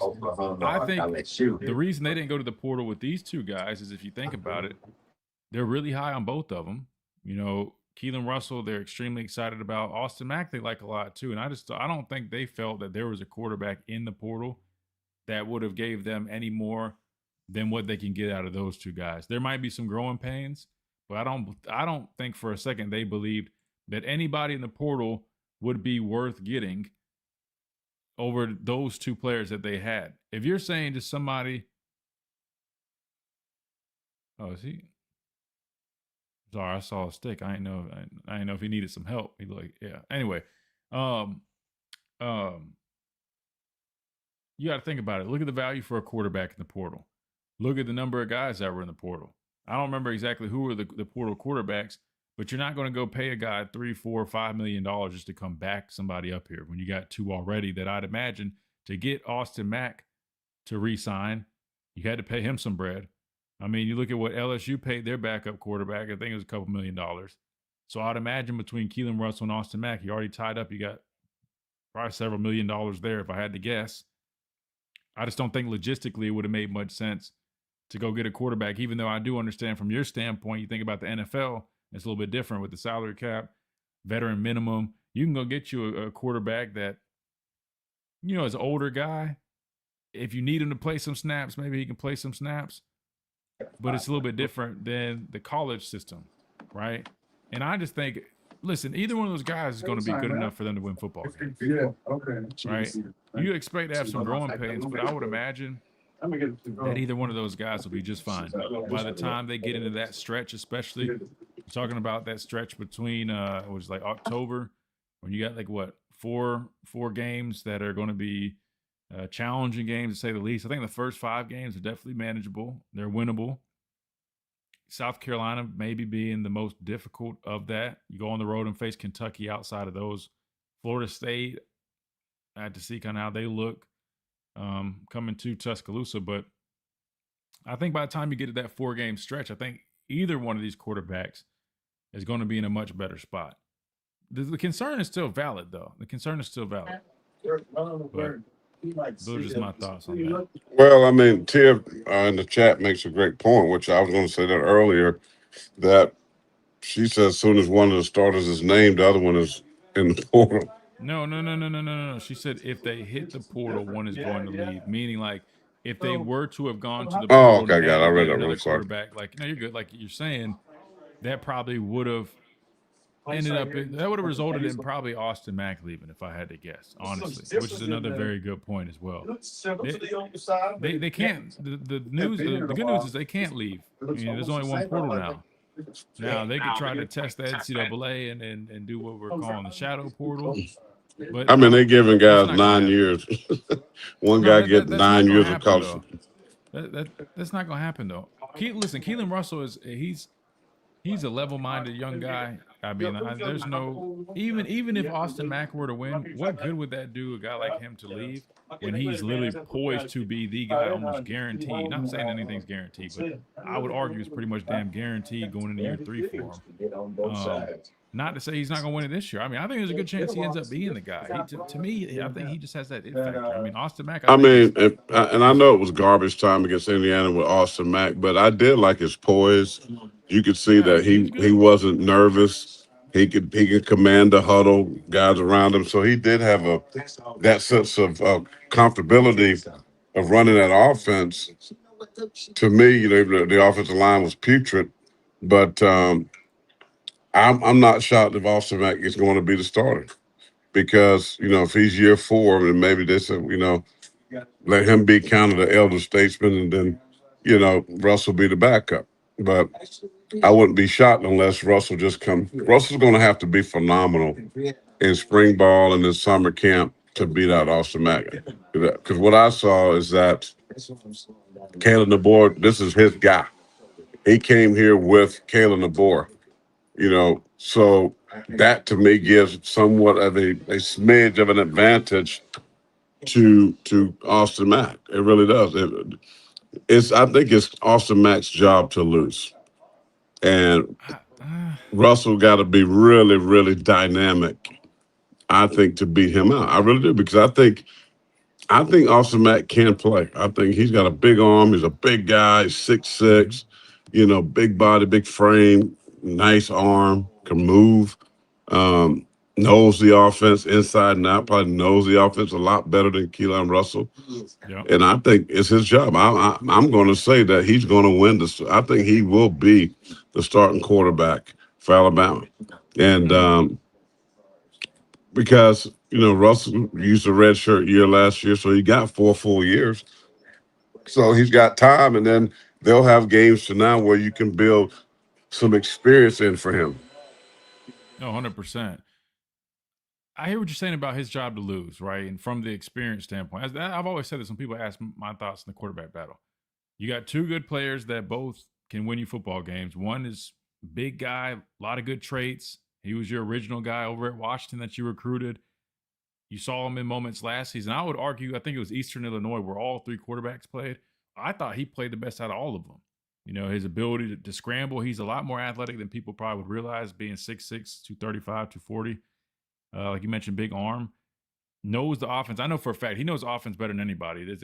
Even like when they were teaching Ty, he was one of the guys really helping Ty because he knew it, right? He was at Washington the year prior. So, yeah, for all those reasons, I hear what you're saying. I mean, there's a good chance he does win the job, at least initially. To me, I think the deciding factor, if he keeps it, will be how fast Keelan Russell can get up to speed. If Keelan Russell can get in tune with this playbook and this system from now all the way through fall camp, I think Keelan Russell's ceiling is just higher. I just do. He just has something a little bit different about him. Like guys, like when you watch Bryce Young, not comparing him necessarily, but I'm just saying like that factor to him, he has that. Austin Mack is a good player, but I don't think he has that same type of like that it factor where like, you watch Keelan Russell, and I think that clip is on here. I think Landon showed it when he was breaking it down. But, Keelan Russell, he feels pressure. Yeah, he missed the guy. He could have hit a guy before he did the miraculous play where he stopped on a dime and just flicked his wrist and hit. But those types of plays, man, like some guys naturally have it and other guys don't necessarily have that. And I just look at Keelan Russell as being. Yeah, but you got to talk about this, man. You coming into the SEC. the most, I ain't gonna say the most dominant conference anymore, because that's gonna probably be the Big Ten now. Last 2 years winning natties. But Whoa, most when you dominant. No, whoa, hold on. right now, Big Ten is, because they won the national championships. Wait. They won the last 3 national championships. Yeah, so right now, but wait. What about top to bottom though? Come on now. I don't think. Listen, I still think the SEC is better top to bottom. But what I'm saying is, and I was going to say, that still is a very difficult conference. And when you talk about inserting a freshman, right, that hasn't played, that don't have any burn to lead your football team, and you know as well as I do, there's going to be a lot of mistakes. There's going to be a lot of issues. He's learning on the job, so to speak. That with an offensive line that who knows what it's going to be. If it's anything like last year, that's not going to be good for him. So to me, why wouldn't Austin Mack be the guy who knows the offense, who knows the right checks, who knows, how to get everybody lined up and get them into the right play when they're in the wrong place? That's Austin Mack. That's not going to be Keelan. I mean, he hasn't played. And when anytime you talk about an inexperienced quarterback playing, especially in a league as difficult as the SEC is, on Saturday in and Saturday out, no, I don't want. I mean, that's why I said he has to be just dynamic. But tell me a freshman quarterback that has just stepped in his first year and been just phenomenal. We don't. The percentage will be extremely low. So that's going to be really either case, even with Austin Mack, because he doesn't have a lot of that. But he does have the experience of knowing the offense, knowing what Kalen DeBoer likes, knows the ins and outs. That, to me, gives him the upper hand to become the starting quarterback for the Crimson Tide. No, I mean, I'm not disagreeing with what you're saying. I feel like they're both in a comparable spot in terms of the game experience, right? Like I do get that the extra year or two in the system definitely is an advantage, but in terms of game experience, I feel like you're kind of looking at a similar situation with both guys. I don't know how many total snaps both guys have, respectively, but I'd imagine it's pretty damn close. I mean, in terms of last season alone, they had similar number of snaps. I think outside of the Indiana game, that one it was only Austin Mack coming in there, but I don't know. I mean, it's gonna be fun to watch, man. I like to believe that it's probably gonna go all the way. Yeah, we gotta do a better job on something like this. But I was about to say, this is one of the things too. Now he got pressure in his face. But when I watched Austin last season, like in the off season, that was one of the things that I noticed about him is like he'd have one day where you're like, man, he looks like the best quarterback in the bunch, even with Ty included in there sometimes. Like he'd have a couple of days like that. But then he'd have another, like, for example, like I remember he had a couple practices during the spring where he looked really good and he was stepping up. And I'm sure that's probably, remember there's like an article that came out that was like, oh, Austin Mack is pushing to be quarterback one. I just remember I was like, whoa, that's jumping the gun. And then it felt like, I think it was that next scrimmage, he ended up getting more reps and more opportunities because he had been practicing really well. And then he got into the scrimmage and it didn't translate. He dirted some balls. The accuracy was a little, inconsistent. And it was like, so I think that's one thing he's got to be better at is the consistency. Right. I think more reps will help with that. But that was just one thing I noted from watching last season. I thought he got a lot better as the season went on, but in the off season, at least when I watched, and there'd be days where he's like, dang, man, like that dude is special. And other days you're like, all right, that's a little all over the place. Not like my guy Buckner. That was bad, man. When we saw Buckner, that man, they put Buckner in the Buckner robbed this university, man. I'm not even gonna say how much he got paid, but he robbed this university, man. I'm sure you talk about getting refunds. They should have got a quick refund on my dude Tyler Buckner, but it is what it is, man. Jalen Hurts is the name that comes to mind. The caveat to that is coaching to his level of experience and players playing well around him and defense playing at an elite level. It's a good point, Coach Al. It's a good point, man. If he just learns a little bit more and gets in a little reps, wisdom, and decisions. Well, you can't even put Jalen Hurts in this conversation because Jalen Hurts had a running game, and that's the other thing I could throw in this argument is that there's zero running game up to this point with Alabama's offense. So Jalen had a running game with a big physical, move the front line off. You know, they can move the line of scrimmage. They can run the ball. He can run. So therefore, that made it a lot easier for him to have success. This team is totally different. And not to mention the damn good defense. I mean, 2016, I think, was Jalen's freshman year. That year was arguably one of our best years defensively, at least when I was in school here. So that helped out a lot. Not taking anything away from Jalen, but for a young Jalen Hurts, that is a little bit of an outlier. You know, when you're on a team like that, I mean, it's a lot easier for a young quarterback, and that's why I do agree that his concerns are valid, right? Because it's one thing to have a new quarterback stepping up, but it's another when they're being put in a position where, like he just mentioned, you have question marks about the running game, which now I think people believe us. We've said it for years. Nobody wanted to listen to us, but now they believe us. The running game is critical for any quarterback, no matter who it is or the type of quarterback.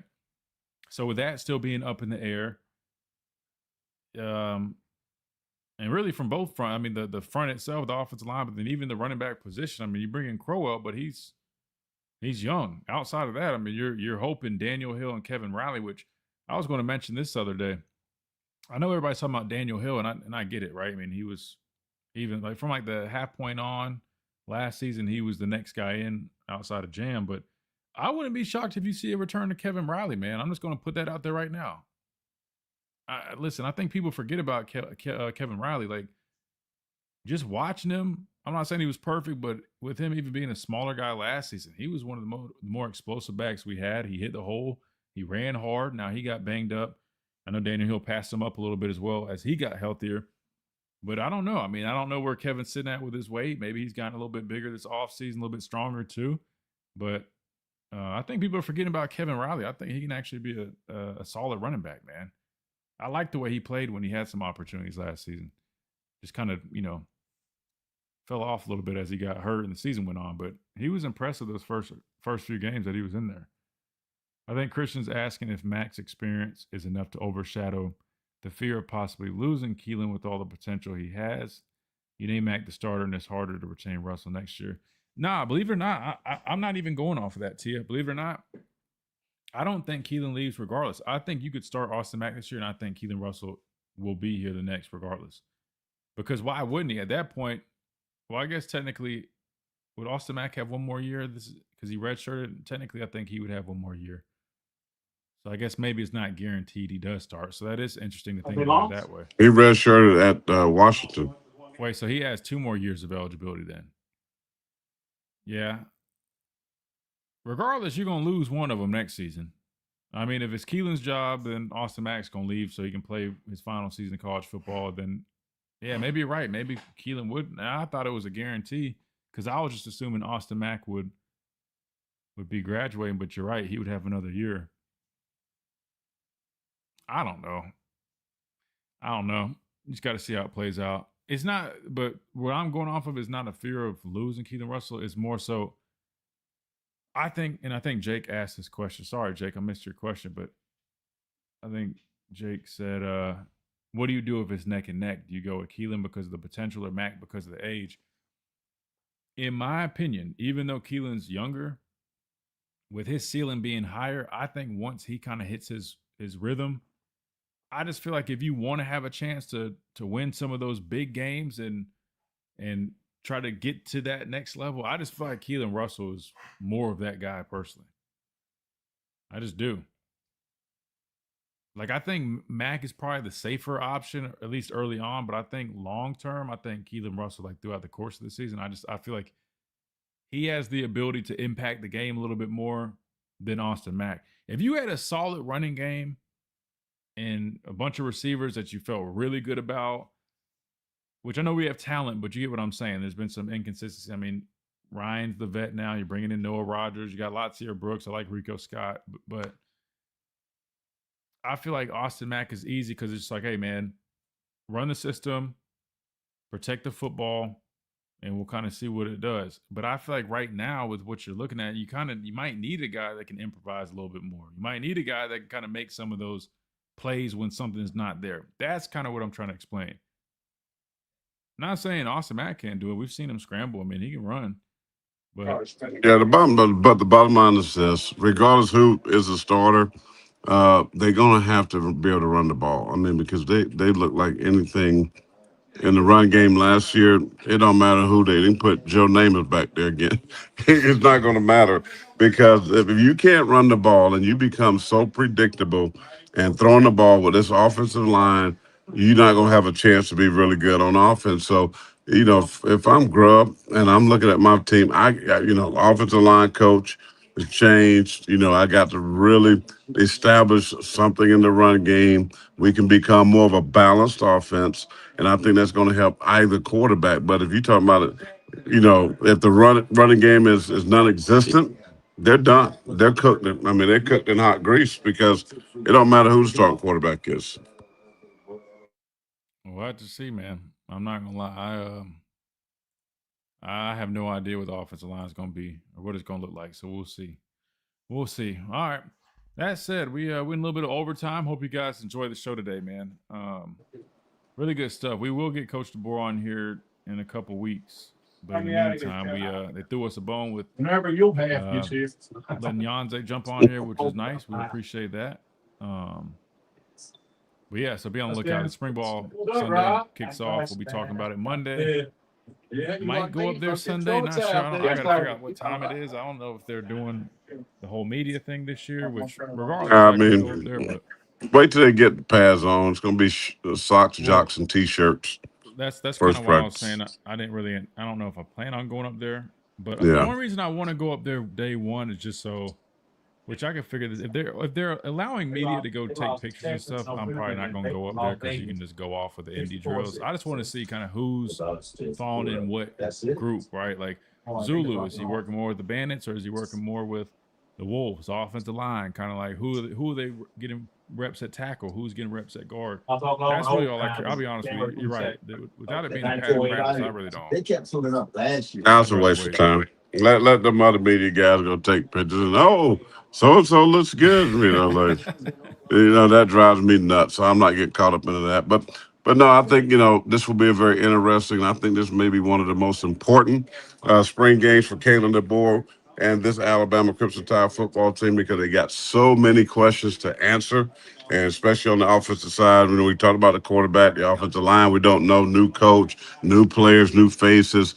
The defense seem to be fit for the most part. They're going to have to add some pieces, but I think the biggest thing you hear us talking about is going to be about Alabama's offense, going to be about the quarterbacks and can they establish a running game? That's going to be hard to say even in the spring because you're going to get your own team and you try to always go good versus good at some points. But, it's going to be an interesting year. I mean, the third year of Kalen DeBoer to me is going to be very pivotal for us answering, is he going to be a long tenure Alabama coach, or we can see this transition to who's going to be the next coach at Alabama? I think this year is going to answer that.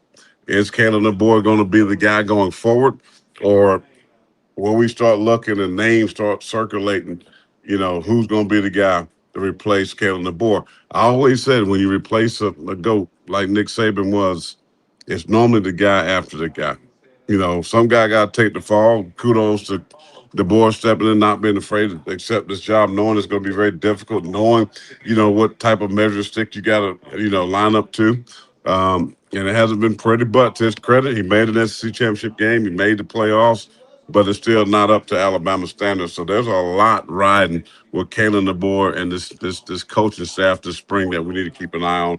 So I think it'll be a fun spring to cover overall. No, it's going to be real fun.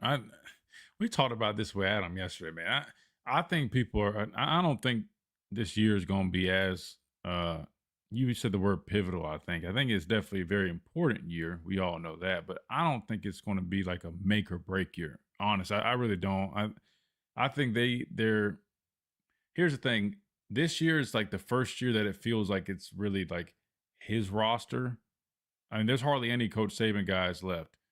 I mean, even on staff, you've still got, Roach, you got Gillespie, still got Chapman, HaHa, and Denzel. Don't get me wrong. There's still, some stuff there, but it does feel like this is one of the first years that he's been here that it's really been able to take the shape of what he's building. And I think people are probably understanding of that. Now, don't get me wrong. Now, if you go 5-7 or something crazy like that, come on now, we already know that. But I think if you're in that, like you said, we went 10-2 this past year, and I'll even go as far as saying this. I think the more you sit back on and you really look at everything they did last year, I think the reality is it's not as bad as some people are probably making it seem. Now, some of those losses were not great performances. We can agree on that. But come on now, 10-2 in the regular season, going to the SEC championship game in a conference that consists of Texas, who everybody writes as being, preseason number one and national championship contender. Texas A&M, really good football team now. Georgia, you got to play them. LSU, I mean, Oklahoma.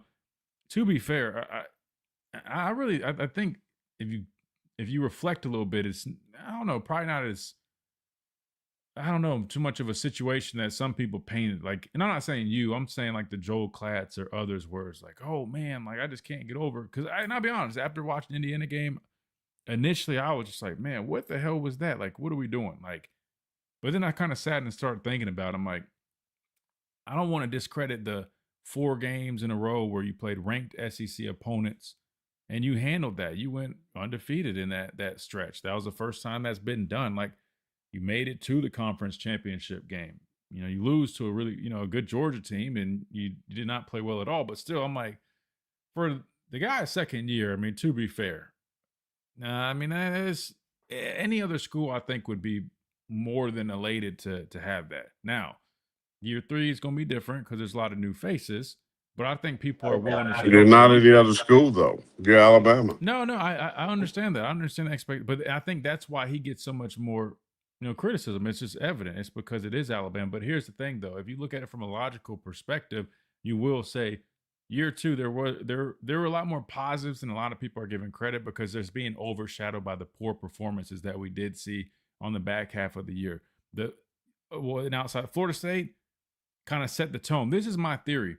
Florida State, you open up the season, right? We all know first impressions are everything. The first impression of that football team last season was terrible. And it set the tone for the rest of the season. So it had everybody's mind already set on this Alabama football team is soft. They can't block. I want to say we ran the football okay, maybe. At least the first drive, it was pretty good. So I think the tone was set for people's expectations. But then that's what's leading to them discrediting pretty much what they did the rest of the year. Because if you really look at it from week 2 on to about when we got to that South Carolina game, that was not a great performance. Granted, think about this team was probably gassed. They went on a stretch of playing really good football teams, ranked football teams on the road. South Carolina was, quote unquote, I mean, y'all, like you said, I mean, Lenore Sell is a great quarterback. Y'all had good players. Y'all's defense, I'll give you all the credit in the world. Y'all had a damn good defense. They had a couple guys up front that are really good football players. The secondary was a lot better than people gave them credit for. And so after that, talk about the injuries and the fatigue of the season starting to catch up with you. People just started really, focusing on more of the negatives. But there was a stretch during that season where they were doing a lot of really good things, even though it wasn't perfect. Running game wasn't there. And we all can agree that needs to be better. But that being said, I think if you really look back now and you really take a step back and look at the whole picture, personally, I don't think year 3 is just like, oh, now or never type of year. I don't. And I think they'll also probably consider, hey, there's a lot of new faces, kind of see what happens. I think to me, year 4 will be that, which you're describing. Like personally, what I could see happening is year 3, say it's like a 9-3 type of year. I think it'll be like a bubble playoff team. Personally, I think that's how it ends up playing out. I don't know if we'll make it or not, but that's just kind of my opinion. I think we're like a bubble playoff team, depending on how quick we can find an answer for the running game or get our quarterback up to speed, right? Getting his feet wet. How the front 7 ends up turning out because we don't really know what that's going to look like. And then I think year 4, you're looking at it where, all right, how do you respond to what we just saw in year 3? Does it bounce back up in the right direction now that we got some of these younger guys really stepping up, the guys that we recruited? Or does it start trending kind of in that range of like, oh, this might be a consistent thing? I think that's how it ends up playing out personally. But run the season back without the bad losses. The board is good. Yeah, I mean, really, those bad losses, man, even if the losses stayed the same, but the way you lost was different, they were more competitive losses, I think the conversation this whole offseason is entirely different. I said this months ago, and I'll say it again. if Indiana was a competitive game, if the SEC championship game against Georgia was more competitive, even those, even just leave Florida State. You can even leave the Oklahoma one was what it was.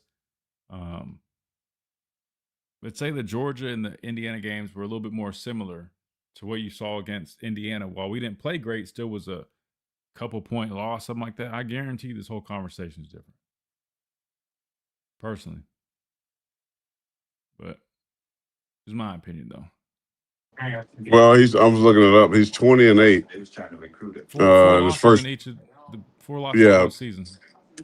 Which again, I mean, at 12-4 this last year, And right? that's total. That's not regular. That's the whole season. I mean, so you're 20-8. I mean, that's not horrible, but it's not Alabama. What they got spoiled by Nick Saban, and that's been the problem. But all I'm saying is it's pivotal because I think, you just mentioned, how they lost games, how they ended the year. I mean, it's still Indiana is like, even though they won a national championship, nobody, people are still saying, but still it's Indiana. So they're going to have to, if he's 8-4 again this year, I think then that next year will be a year whether he stays or they're going to fire him because they're not going to keep winning, going 8-4 or whatever it is, and be happy with that. Yeah, that's why I said I think this year will set up kind of the year 4 debate. I think that's I can agree with you on that. All right, well I'll let you. I'm out of here. I'll see y'all. All right, appreciate you. Yeah, we'll see you. So they play at Bank when we see you Monday, whenever it is. All right, peace. Low key, I wish SEC didn't go to 9 conference games, especially with the looming 24-team playoff. I hope they don't do that. That's I don't know. I'm not looking forward to it. 24-team playoffs is too much, man. But we'll have to see. On that note, I'm gonna get out of here too, guys. I gotta get some lunch, man. Appreciate you guys hanging out with us on this Free for All Friday. Hope you guys enjoy the interview. We'll try to keep doing some more stuff like that. Hopefully, we can get some more guys on the show throughout the spring. Maybe I don't know if they'll still be doing that. I know they'll be doing post-practice stuff, so we'll have like post-practice media availability if they can't necessarily jump on here because I think there might be I mean. We're 11-1, so maybe we could get somebody to jump on. They finish up around, I want to say like around 11, something like that. So maybe they could jump on around noon. I don't know, but I'll keep you guys posted. But appreciate you guys. Y'all have a great weekend. We'll be talking spring first practice officially on Sunday, so we'll be talking about it Monday right here on the Miller's Edge, Tide 100.9, 1230 WTBC. Until then, y'all be easy, stay safe. And roll Tide.